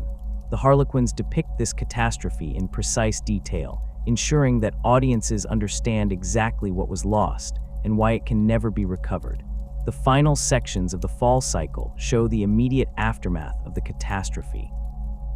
The players portray the scattered survivors attempting to comprehend what has happened, their confusion and despair palpable as they realize the magnitude of their civilization's destruction. The performance depicts the first Craftworlds fleeing into the void, carrying populations that represent tiny fractions of what once existed. It shows the ancestors of the Drukhari retreating into the webway and founding Cumorah, choosing to continue their depraved existence rather than change the behaviors that caused the fall. The Exodites appear as groups who rejected the Empire's corruption early enough to escape, establishing their primitive communities on maiden worlds far from the pleasure cult's influence. The performance concludes not with resolution, but with a reminder that the fall's consequences continue to shape Aeldari existence. Every member of the race remains under constant threat from she who thirsts, their souls marked by their species' greatest crime. The cycle serves as warning and remembrance simultaneously, ensuring that no Aeldari can forget the price of excess or believe themselves immune to the temptations that destroyed their ancestors. Audiences leave these performances shaken and silent, confronting truths about their race's history that Craftworld society often prefers to obscure behind euphemism and selective memory. The Dance Without End represents the eternal cycle of performances that preserve Aeldari history, mythology, and prophecy through interpretive dance and combat.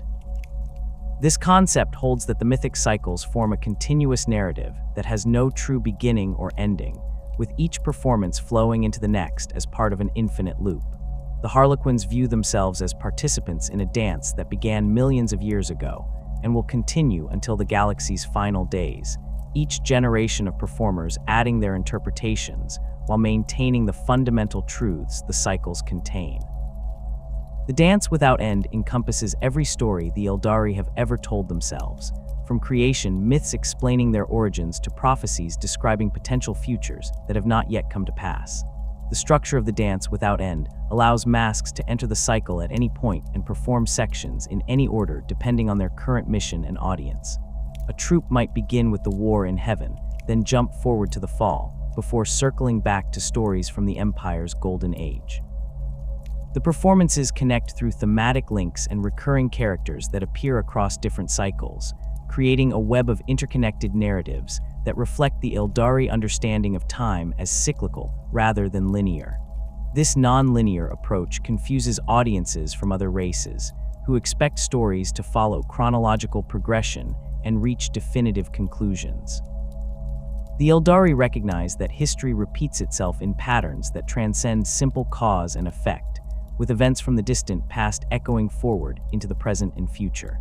The mythic cycles preserve information that would otherwise be lost as the Aeldari population dwindles and their collective memory fades. Each performance serves as a living archive, encoding historical facts within artistic expression that ensures their survival across generations.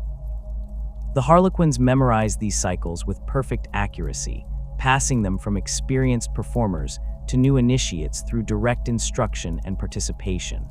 A player learning a new cycle does not simply study written texts or recordings, but performs alongside veterans who correct their movements and ensure they understand the deeper meanings encoded in each gesture and expression. This oral tradition, maintained through physical performance rather than written documentation, has preserved Aeldari history more reliably than any archive or library. The War in Heaven cycles depict events from 60 million years ago, when the Old Ones fought the Necrontyr and their Catan masters for control of the galaxy. The Harlequins portray the Old Ones as enigmatic figures whose true nature remains mysterious even in stories dedicated to their deeds. The performances show these ancient beings creating the Aeldari as weapons, engineering a psychic race capable of fighting the soulless Necrons on terms the unliving warriors could not counter. The cycles depict vast battles across thousands of worlds, with reality itself becoming a weapon as both sides deployed technologies and powers that reshaped the material universe according to their will. These ancient cycles show the Aeldari's original purpose as soldiers rather than the civilization they would eventually become. The performances portray their ancestors as warriors who existed solely to fight the Old Ones' war, lacking the culture and artistic sophistication that would develop only after the conflict ended. The Harlequins dance through battles against Necron legions that numbered in the billions, their movements expressing the terror and confusion of newly created beings thrust into conflicts they barely understood. The cycles show the Catan as incomprehensible entities that fed on stars and shattered planets with casual gestures, threats so overwhelming that even the Old Ones struggled to contain them. The conclusion of the War in Heaven receives treatment that emphasizes its ambiguity and the mysteries that remain unresolved. The performances show the Old Ones disappearing without clear explanation, leaving their created races to inherit a galaxy devastated by millions of years of warfare. The Khatan fragment into shards, their unity destroyed by the Necrons they once enslaved. The Necrons themselves enter their long sleep, retreating into tomb worlds to wait out the ages. The Aeldari survive as the dominant psychic race in a galaxy suddenly empty of the powers that shaped it, free to develop their own civilization without the Old One's guidance or interference. The cycles depicting the Aeldari Empire's rise and golden age show a civilization that achieved heights modern races cannot imagine. The performances portray worlds transformed into paradises through psychic manipulation and advanced technology working in harmony. The Aeldari of this era wielded power that allowed them to reshape matter with thoughts, create artificial suns to warm frozen worlds, and extend their lives indefinitely through mastery of biological processes. The cycles show a society dedicated to artistic and intellectual pursuits, where every citizen could explore their interests without concern for survival or material needs. The performances capture the beauty and wonder of this lost age, while simultaneously planting seeds of the corruption that would eventually destroy it. The Harlequins perform cycles dedicated to individual gods of the Aeldari pantheon, preserving the memory of deities who died during the fall. These performances depict Cain the Bloody-Handed as a god of war whose violence served necessary purposes in defending the Aeldari from external threats. The cycles show Isha the Mother as a goddess of healing and growth, her compassion providing balance to Cain's brutality. Val the Smith appears as a craftsman whose creations equip the Aeldari with weapons and tools that define their civilization. Lilith the Maiden represents hope and prophecy, her visions guiding the Aeldari through crises that threatened their existence. The performances depicting these gods' destruction during the fall carry particular emotional weight for Aeldari audiences. The cycles show Cain shattered into fragments that became the avatars now residing in Craftworld shrines, his essence divided but not completely destroyed. Isha's capture by Nurgle receives portrayal as a tragedy that continues to unfold, with the goddess imprisoned in the plague god's mansion and forced to test his diseases for eternity. The other god's complete annihilation by Slaanesh demonstrates the magnitude of the catastrophe, showing how even divine beings proved helpless against the Dark Prince's birth. Only Cegorach survived through cunning, and Isha through Nurgle's intervention, leaving the Aeldari effectively orphaned by the destruction of their pantheon. The prophecy cycles present the most controversial and debated performances in the Harlequin repertoire. These cycles depict potential futures that have not yet occurred, visions granted to ancient farseers, or revealed directly by Cegorach to his servants. The performances show multiple possible timelines branching from the present, each representing a different path the galaxy might follow depending on actions taken or avoided. Some prophecies depict the Aeldari's ultimate extinction, their race finally consumed completely by she who thirsts after millennia of decline. Others show potential salvation through the awakening of Ennead, the god of the dead whose birth might free all Aeldari from Slaanesh's hunger. The most disturbing prophecy cycles depict the galaxy's complete destruction through various apocalyptic scenarios. Some performances show the Tyranids consuming all biomass in the galaxy, leaving only lifeless rocks drifting through the void. Others depict chaos finally breaking through into real space completely, transforming the material universe into an extension of the warp where demons rule unopposed. Still others show the Necrons awakening fully and completing the Khatan's ancient goal of harvesting all life and leaving the galaxy silent and dead. The Harlequins perform these dark prophecies not to spread despair, but to warn of threats that must be confronted and potentially averted through proper action. The purposes served by Harlequin performances extend far beyond entertainment or simple historical preservation. Each cycle functions as ritual, warning, teaching tool, and sometimes as psychological warfare or diplomatic communication with other races. When performing for Aeldari audiences, the masks create experiences that connect spectators directly to their race's history and mythology, forging links between past and present that reinforce cultural identity and shared purpose. The performances remind Craftworld Aeldari why they must maintain their rigid paths and disciplines, showing them exactly what happens when their race abandons restraint. Exodites receive confirmation that their choice to reject technology and live simply was correct, protecting them from the corruption that destroyed the Empire. Even Drukhari audiences, though they reject the performance's moral lessons, cannot completely dismiss the truths the cycles convey about their species' nature and history. The ritual aspects of performances manifest in the psychic energies the Shadowsers channel during cycles. These energies do not simply create emotional responses in audiences, but actively reshape the spiritual environment, reinforcing barriers against chaos corruption and strengthening the collective will of Aeldari communities. A Craftworld that hosts a Harlequin performance benefits from increased psychic cohesion for months afterward, its population united by shared experience of their race's mythology.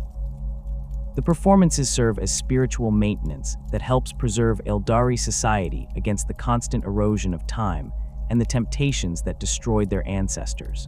When Harlequins perform for non-Aeldari audiences, the cycles take on different purposes entirely. The masks have performed before imperial officials, demonstrating through carefully selected cycles that the Aeldari and humanity share common enemies in chaos and the Tyranids.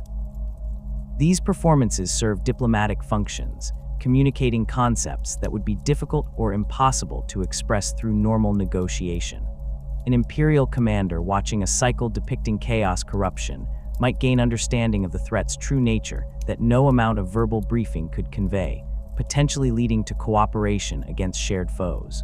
The Harlequins also employ performances as psychological warfare against enemies who threaten Aeldari interests. A mask might appear before an Orc-Wa and perform cycles depicting greenskin defeats and the futility of opposing the Aeldari, projecting psychic energies that amplify the message and plant seeds of doubt in the Orcs' simple minds. Chaos cultists confronted by performances showing their gods' true nature sometimes break and flee, their faith shattered by direct exposure to truths they had avoided acknowledging. Even Space Marines have been known to reconsider their actions after witnessing Harlequin performances that reveal information about their chapter's history or the Imperium's darker secrets. The combat performances represent perhaps the most distinctive application of the mythic cycles, as masks transform battles into deadly theatrical productions. The Harlequins approach warfare as another form of dance, their movements following patterns established through centuries of rehearsal and refinement. Each attack flows naturally into the next, creating sequences that possess aesthetic merit alongside tactical effectiveness. Enemies facing Harlequin troops find themselves participating unwillingly in performances where their deaths serve as punctuation marks in narratives they cannot comprehend. A player might strike down 3 enemies with movements that mirror a hero's actions in a mythic cycle, transforming simple combat into a recreation of ancient stories. The Death Jesters contribute to combat performances through careful selection and timing of their shots, creating tableaus of carnage that carry symbolic meaning beyond simple destruction. A Death Jester might target enemy leaders in sequence that mirrors the fall of tyrants in historical cycles, or arrange corpses in patterns that reference specific mythic events. These artistic choices serve practical purposes by demoralizing enemy forces and disrupting their command structures, while simultaneously maintaining the performance aspects that define Harlequin warfare. The other Harlequins recognize these references and adjust their own actions accordingly, weaving their individual contributions into the broader narrative the Death Jester establishes through their targeting choices. The integration of performance and combat reaches its peak during Grand Masks, when multiple troops converge to conduct operations requiring coordinated action from dozens or hundreds of Harlequins. These massive performances might span entire battlefields or even multiple planets, with different masks performing complementary cycles simultaneously. A Grand Mask attacking a Chaos stronghold might have one troop performing cycles depicting the gods' defeats, while another recreates battles from the war in heaven, and a third enacts prophecies of the enemy's destruction. The combined psychic weight of multiple Shadowsers projecting these narratives creates effects that transcend normal warfare, reshaping the spiritual battlefield as thoroughly as the physical one. The Harlequins operate according to patterns that appear random to outside observers, but follow intricate designs laid out by Cegorach himself. Their interventions throughout Imperial and Xenos history demonstrate a strategic vision that spans millennia, with individual operations serving purposes that only become clear when viewed as components of much larger plans. A mask might assassinate an Imperial governor, whose policies would have inadvertently strengthened Chaos influence in his sector 3 decades later. Another troop could defend an Orc settlement against Tyrannid assault, recognizing that the greenskin presence would later draw a Wa away from maiden worlds the Aeldari need to protect. These interventions frequently baffle those who witness them, as the Harlequins offer no explanations for their actions and disappear back into the webway before questions can be asked. The manipulation of events requires the Harlequins to maintain extensive intelligence networks that span the galaxy. Shadowsers employ their psychic abilities to observe distant locations and future timelines, identifying critical junctures where small interventions can produce disproportionate results. Death Jesters maintain records of enemy movements and strategic developments, analyzing patterns that might indicate emerging threats. Great Harlequins coordinate information from multiple sources, assembling complete pictures of developing situations that allow them to deploy their masks with precision timing. This intelligence apparatus operates entirely outside normal Aeldari command structures, answering only to Cegorach and the mysterious imperatives that drive Harlequin strategy. The intervention at Baidali's III exemplifies the Harlequin approach to manipulating galactic events. Imperial records describe a minor skirmish where Ultramarines' forces engaged what they believed to be Aeldari raiders attacking an agricultural world. The Space Marines drove off the Xenos after brief fighting, suffering minimal casualties, while inflicting what appeared to be disproportionate losses on their opponents. The Ultramarines recorded the engagement as a successful defense of Imperial territory and moved on to other operations. What they never discovered was that the Harlequin attack had been carefully calibrated to draw the Space Marines to that specific location at that exact time, preventing them from reinforcing a different world, where their presence would have disrupted a much larger Aeldari operation against a Necron tomb complex, beginning its awakening sequence. The assassination of Chaos champion Valdrek the Despoiler during the Pandora incursion demonstrates how Harlequins eliminate threats before they can achieve their full potential. Valdrek had gathered a warband of considerable size and was preparing to launch raids against several maiden worlds when a single solitaire infiltrated his flagship. The champion died in his command throne, his body reduced to component parts by monofilament weapons before his bodyguards could react. The solitaire vanished through a webway portal that closed before pursuit became possible, leaving the warband leaderless and fragmenting into competing factions that turned on each other rather than attacking Aeldari holdings. Imperial forces eventually destroyed the weakened warband elements, never knowing that the Harlequins had already eliminated the true threat weeks earlier. The Harlequins maintain complex relationships with Space Marine chapters that have proven themselves trustworthy or useful to Aeldari interests. The Blood Angels have fought alongside Harlequin masks on multiple occasions, their shared appreciation for artistry and perfection creating common ground despite the vast differences between their species. During the defense of Cryptus, a Harlequin mask appeared without warning to reinforce Blood Angels' forces facing overwhelming Tyrannid numbers.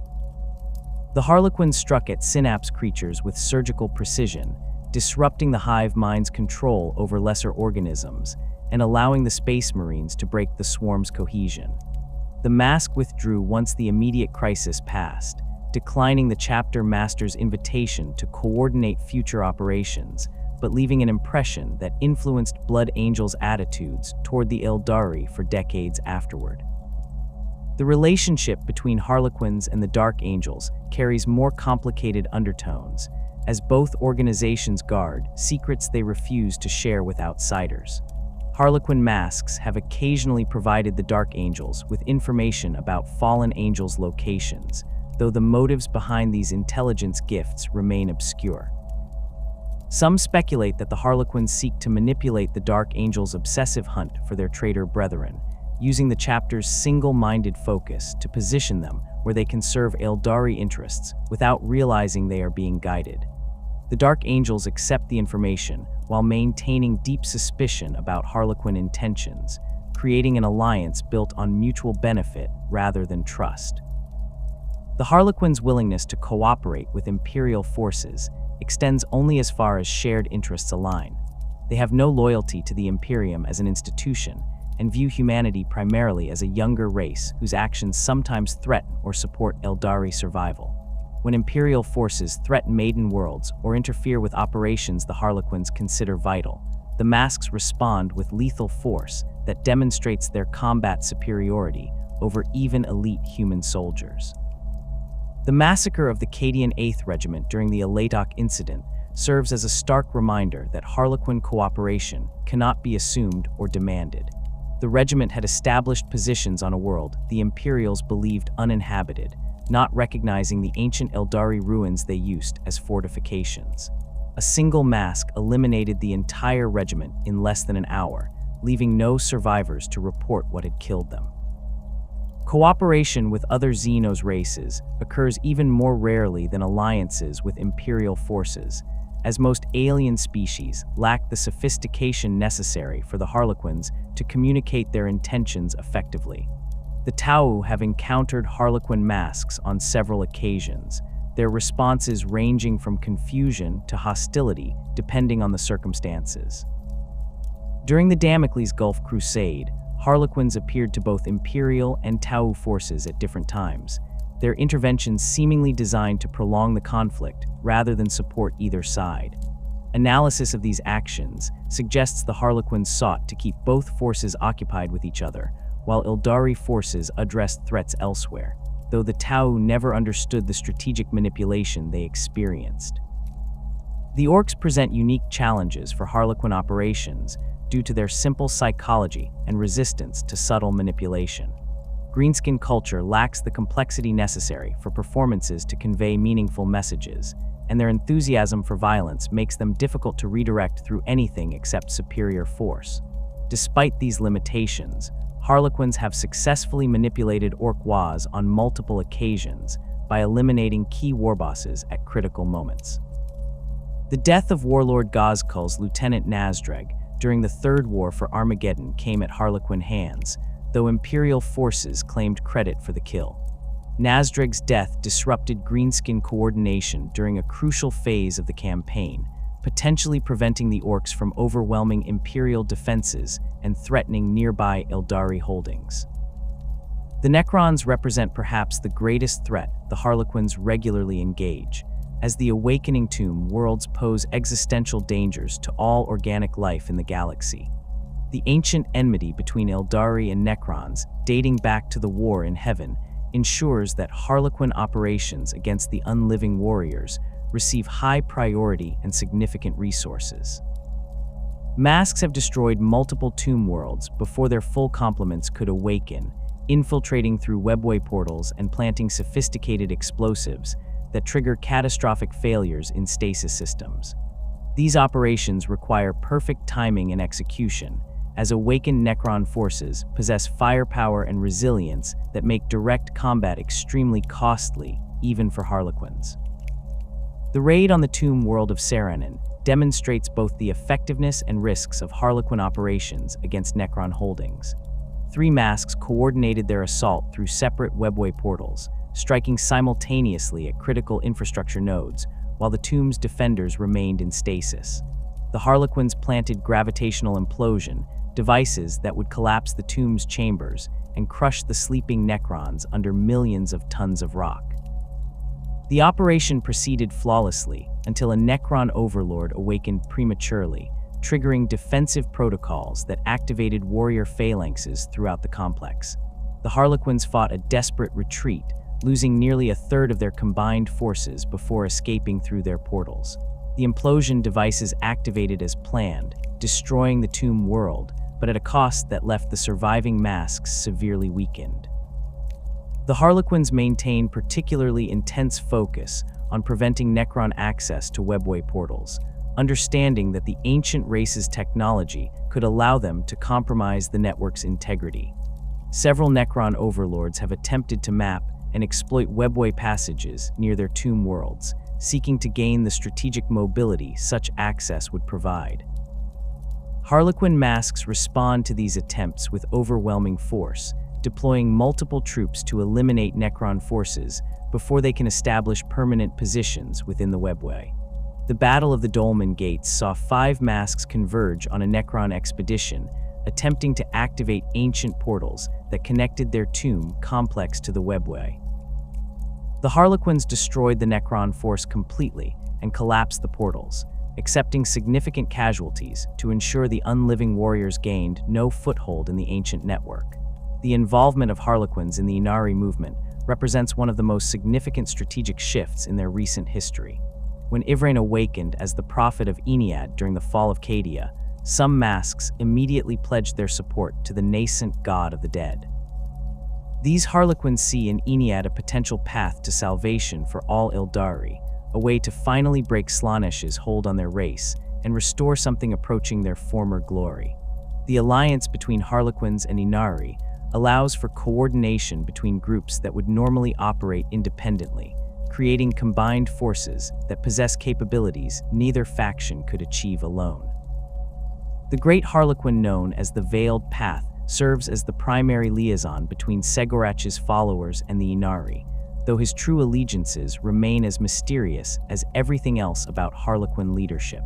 He appears at critical moments to provide guidance or resources to Yvraine and her followers, then disappears back into the webway before questions about his motives can be addressed. Some believe he acts with Cegorach's full blessing, that the Laughing God sees Ennead as a necessary development in the Aeldari's struggle for survival. Others suggest the Veiled Path operates independently, pursuing a personal interpretation of what the Aeldari need rather than following divine instruction. The truth remains known only to the Harlequins themselves, who maintain their traditional silence about internal deliberations and strategic planning. Not all Harlequins support the Inari alliance, however. Several masks maintain that Ennead represents a dangerous gamble that could backfire catastrophically if the awakening god proves unable to fulfill the prophecies attributed to him. These skeptical troops continue their traditional operations without Inari involvement, focusing on threats they understand rather than betting their race's future on an uncertain deity. The division has not erupted into open conflict, as Harlequin culture emphasizes individual mask autonomy and accepts that different troops might interpret Cegorach's will differently. The skeptical masks do not actively oppose the Inari, but refuse to commit resources to supporting the movement, maintaining their independence while watching to see whether Ennead can deliver the salvation his followers promise. The Harlequin participation in the Inari's most ambitious operations has proven crucial to whatever success the movement has achieved. During the raid on the Imperial world of Coheria to recover the Crone sword Vilith Jar, Harlequin masks provided intelligence about the sword's location and webway routes that allowed Inari forces to reach the planet undetected. The Harlequins fought alongside Yvraine's followers during the extraction, their combat expertise proving essential when Imperial forces responded to the intrusion. The operation succeeded in recovering the Crone sword, though at significant cost to both Harlequin and Inari forces. The presence of Harlequins in the Inari coalition complicates relationships with Craftworlds and Camorra, as both major Aeldari factions maintain complicated attitudes toward the movement. Some Craftworlds view the Inari as dangerous radicals, whose actions threaten to destabilize the careful balance that has kept the Aeldari alive since the fall. The Harlequins' involvement lends legitimacy to the Inari that they would otherwise lack, as Cegorach's servants are respected across all Aeldari factions. Conversely, the Drukhari largely reject Ennead as irrelevant to their existence, though some cabals have cooperated with Inari operations when offered sufficient incentive. The Harlequins serve as bridges between these factions, their traditional neutrality and freedom of movement allowing them to facilitate cooperation that would otherwise be impossible. The strategic implications of Harlequin involvement in the Inari movement extend far beyond simple military cooperation. If Ennead truly can break Slaanesh's hold on Aeldari souls, the Harlequins would no longer require Cegorach's protection to avoid She Who Thirsts. This potential liberation raises questions about what role the Harlequins would serve in an Aeldari society freed from the constant threat of soul consumption. Some speculate that the masks would dissolve, their purpose fulfilled with the race's salvation. Others argue that the Harlequins would continue their traditional roles as preservers of history and performers of the mythic cycles, maintaining cultural continuity even as the Aeldari's circumstances transform. The Harlequins themselves offer no predictions about their future, focusing instead on the immediate challenges of surviving in a galaxy that grows more hostile with each passing year.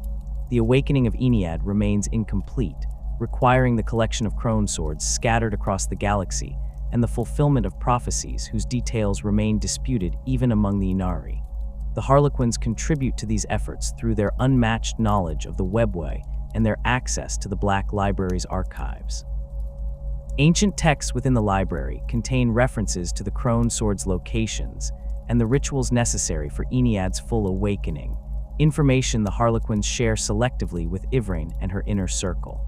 This controlled release of knowledge allows the Harlequins to guide the Inari's development while maintaining their traditional role as gatekeepers of dangerous information that could cause tremendous harm if misused.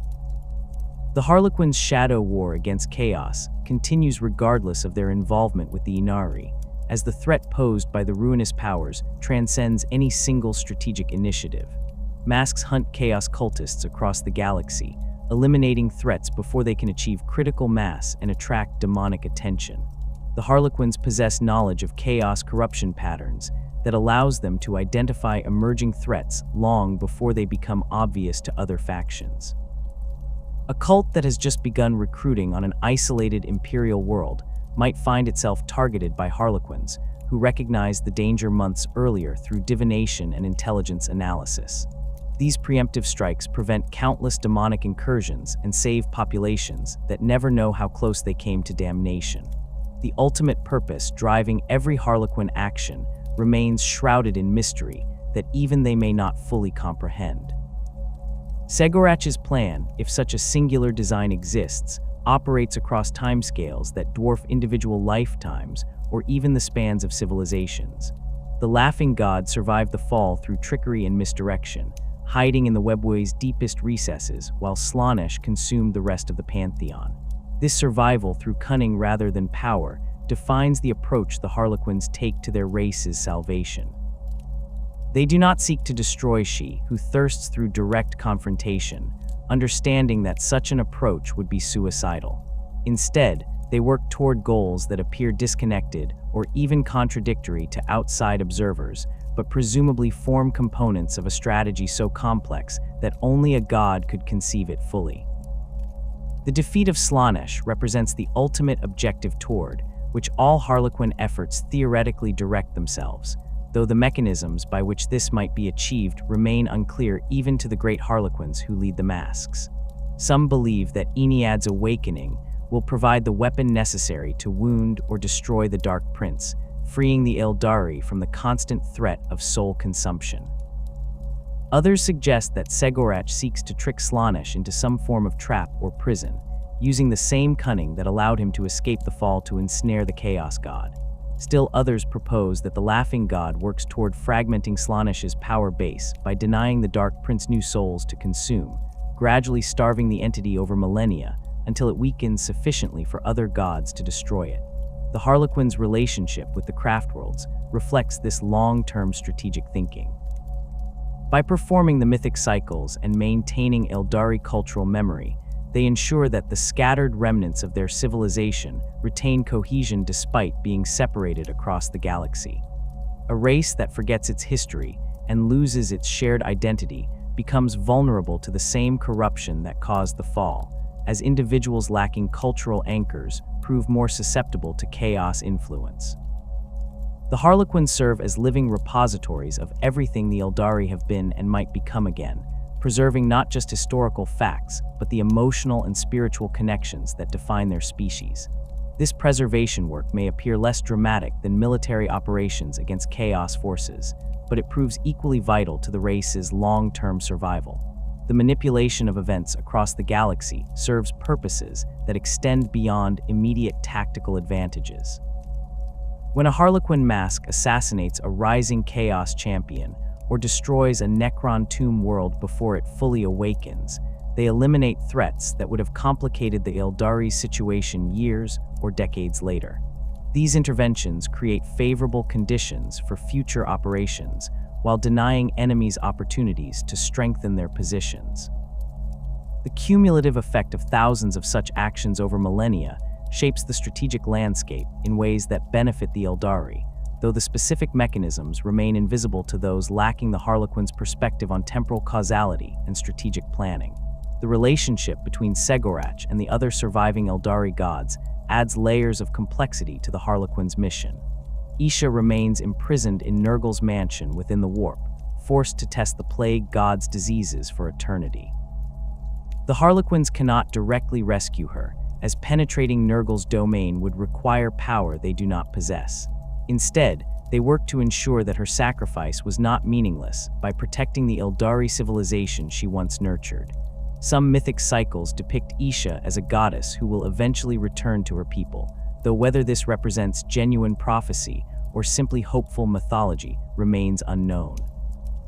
The Harlequins perform these cycles regardless, maintaining the possibility of her liberation as part of their race's collective consciousness. Kain exists only in fragments since Slaanesh shattered him during the fall, his essence divided among the avatars that reside in Craftworld shrines.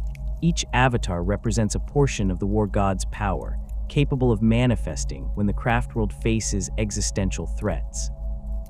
The Harlequins maintain respectful distance from Kain's fragments, recognizing the war god's importance to Craftworld society, while understanding that his nature emphasizes destruction rather than the cunning and artistry that define their own approach.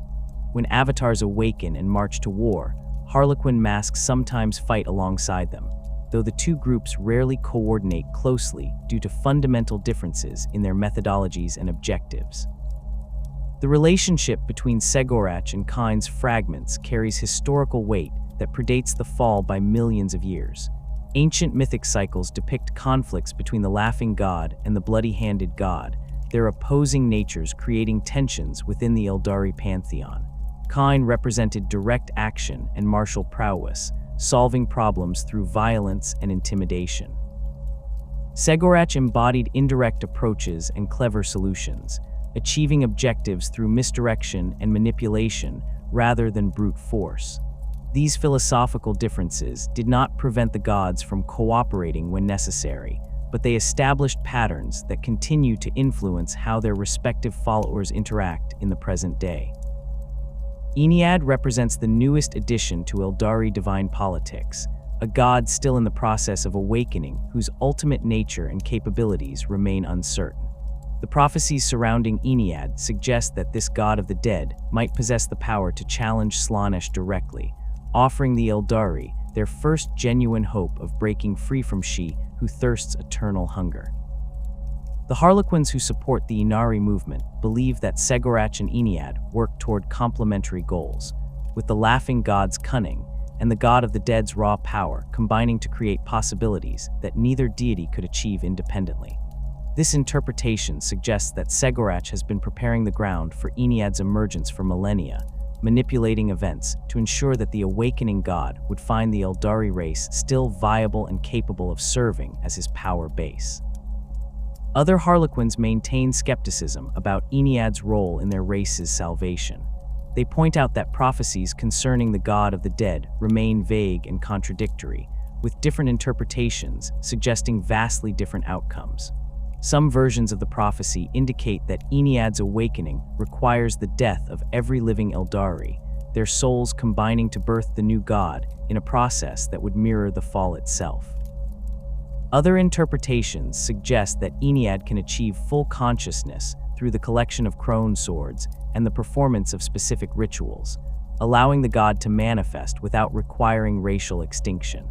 The uncertainty surrounding these fundamental questions makes some masks reluctant to commit fully to supporting the Inari, preferring to maintain their traditional independence until Ennead's true nature becomes clearer. The Harlequins navigate these divine politics with characteristic flexibility, refusing to commit themselves irrevocably to any single theological position.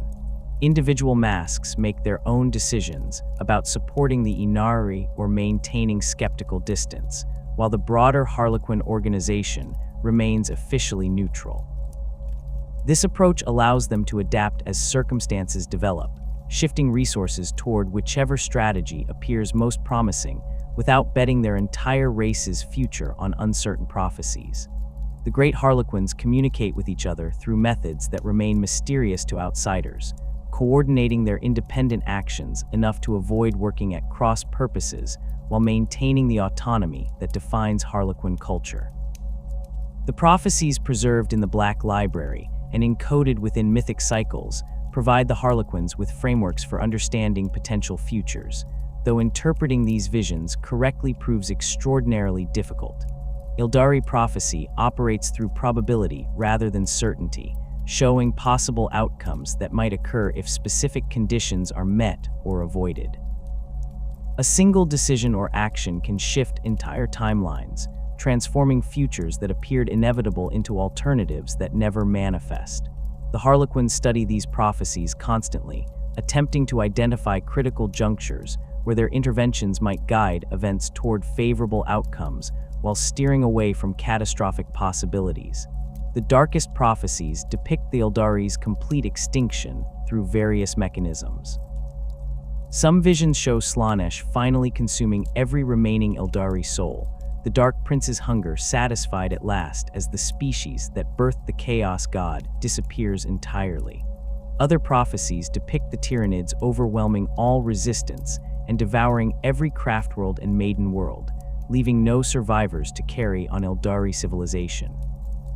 Still others show internal conflicts escalating until the Craftworlds, Camorra, and the Exodites destroy each other, their ancient grievances finally erupting into genocidal warfare that accomplishes what external enemies could not. The Harlequins work to prevent all these outcomes, understanding that their race walks a razor's edge between survival and oblivion. More hopeful prophecies show potential paths to redemption and rebirth. Some visions depict Ennead fully awakened and challenging Slaanesh directly, the two gods locked in combat that might free Aeldari souls from she who thirsts grasp. Other prophecies show the Aeldari gradually rebuilding their civilization over millennia, their population slowly recovering as they maintain the disciplines necessary to avoid repeating the mistakes that caused the fall. A few particularly optimistic visions suggest the possibility of recovering lost knowledge from before the fall, technological and psychic capabilities that might restore the Aeldari to something approaching their former glory, without the corruption that destroyed the Empire. The Harlequins understand that prophecy provides guidance rather than certainty, showing possibilities that require active effort to achieve or prevent.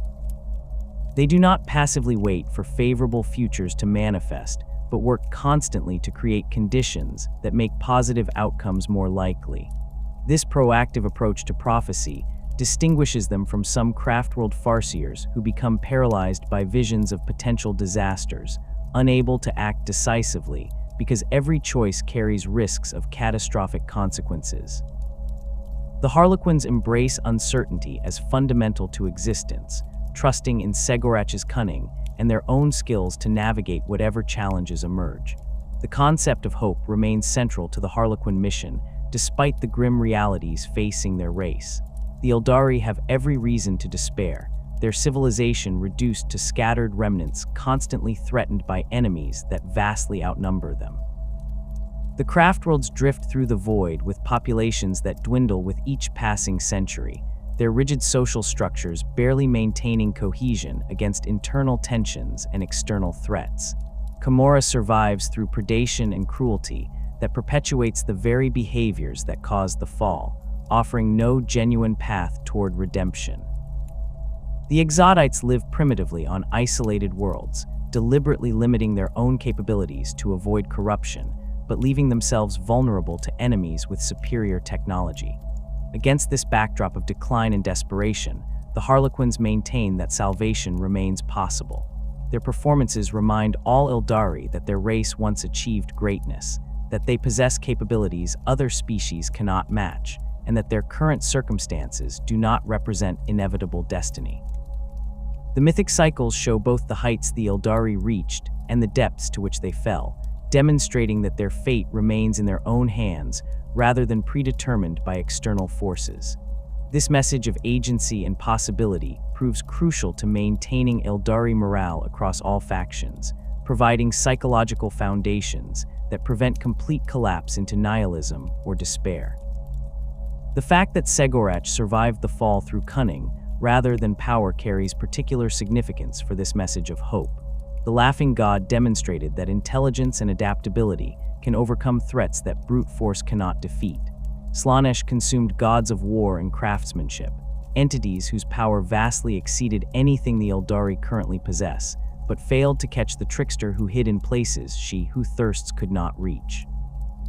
This example suggests that the Aeldari might survive through similar methods, using their intelligence and strategic thinking to outmaneuver enemies they cannot overcome through direct confrontation. The Harlequins embody this philosophy in their operations, rarely engaging in fair fights or straightforward battles. They strike from unexpected angles, exploit enemy weaknesses, and withdraw before superior forces can bring their full strength to bear. This approach frustrates enemies accustomed to conventional warfare, as the Harlequins refuse to play by rules that would disadvantage them. Imperial commanders who expect Aeldari forces to defend fixed positions find the Harlequins already gone when they arrive, having completed their objectives and retreated through webway portals. Chaos warbands that rely on overwhelming numbers discover that the Harlequins simply avoid situations where numerical superiority matters, instead targeting leaders and critical infrastructure that cause entire enemy formations to collapse. The preservation of Aeldari culture through performance and storytelling ensures that future generations will understand their heritage regardless of how circumstances change. If the Inari succeed in awakening Ennead and breaking Slaanesh's hold on Aeldari souls, the mythic cycles will help the liberated race remember who they were and what they must avoid becoming again. If the current decline continues and the Aeldari population dwindles further, the performances will maintain cultural cohesion among the survivors and provide foundations for eventual recovery. Even in the worst-case scenarios where the Aeldari face extinction, the Harlequins ensure that their race's story will be remembered accurately rather than forgotten or distorted by the victors who destroy them. The Black Library serves as the ultimate insurance policy for Aeldari cultural survival, preserving knowledge that might otherwise be lost even if every Craftworld falls and Camorra burns. The library exists outside normal space and time, protected by defenses that have held for millennia against all attempts at penetration. As long as the Black Library survives, the possibility of Aeldari resurgence remains, since future generations could potentially access the accumulated wisdom and technology archived within its halls. The Harlequins guard this repository with absolute dedication, understanding that it represents their race's last fallback position if all other strongholds are overrun. The relationship between the Harlequins and the broader Aeldari community reflects their role as keepers of hope and agents of Cegorach's unknowable plan. They move freely between factions that refuse to cooperate with each other, carrying messages and facilitating coordination that would otherwise be impossible. A Craftworld Farseer and a Drukhari Archon might both receive visits from the same Harlequin mask, each given information relevant to their situation without either learning what the other was told. This ability to maintain relationships with mutually hostile groups makes the Harlequins uniquely valuable as diplomats and intelligence brokers, though their motivations remain their own rather than serving any particular faction's interests. The Harlequins accept that they may never see the ultimate fruition of Cegorach's plan during their lifetimes. The defeat of Slaanesh and the salvation of the Aeldari race might require millennia of additional effort, with countless generations of Harlequins contributing to objectives they will not live to see completed. This long-term perspective allows them to maintain focus on strategic goals rather than becoming distracted by immediate tactical considerations.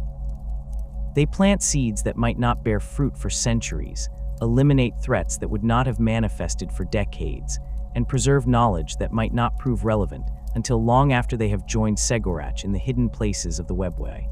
The Great Jest itself, Cegorach's ultimate trick on Slaanesh and the galaxy at large, remains a mystery that may not be revealed until the final moments of the Aeldari story. Some believe the jest involves the Laughing God's survival itself, that Cegorach's escape from the fall represents a cosmic joke on she who thirsts who thought she had consumed the entire pantheon. Others suggest the jest will manifest in the future, perhaps through Ennead's awakening or some other development that catches Slaanesh completely by surprise. The Harlequins themselves refuse to speculate about the jest's nature, understanding that explaining a joke ruins its impact and that some truths cannot be shared without destroying their effectiveness. As the galaxy descends deeper into darkness with the opening of the Great Rift and the emergence of threats that dwarf anything seen in millennia, the Harlequins continue their eternal dance. They perform the mythic cycles in Craftworld domes and Camorra arenas, reminding all Aeldari of their shared heritage and the possibilities that remain despite overwhelming odds. They strike at enemies across the galaxy, eliminating threats before they can grow into existential dangers. They guard the Black Library and maintain the webway, preserving the infrastructure and knowledge that future generations will need regardless of how circumstances develop. They serve Cegorach with absolute dedication, trusting that the Laughing God's plan will ultimately lead to their race's salvation, even if the path remains invisible to mortal understanding. The Harlequins represent the Aeldari's refusal to accept defeat, their determination to survive and potentially thrive despite facing enemies that should have destroyed them long ago. They embody the principle that intelligence and cunning can overcome brute force, that culture and memory matter as much as military power, and that hope remains rational even in the darkest circumstances. As long as the Harlequins dance through the webway and perform the mythic cycles, the Aeldari race retains the possibility of redemption and rebirth. The Great Jest continues, its punchline still undelivered, and Cegorach's servants work toward a future that only their god can fully envision.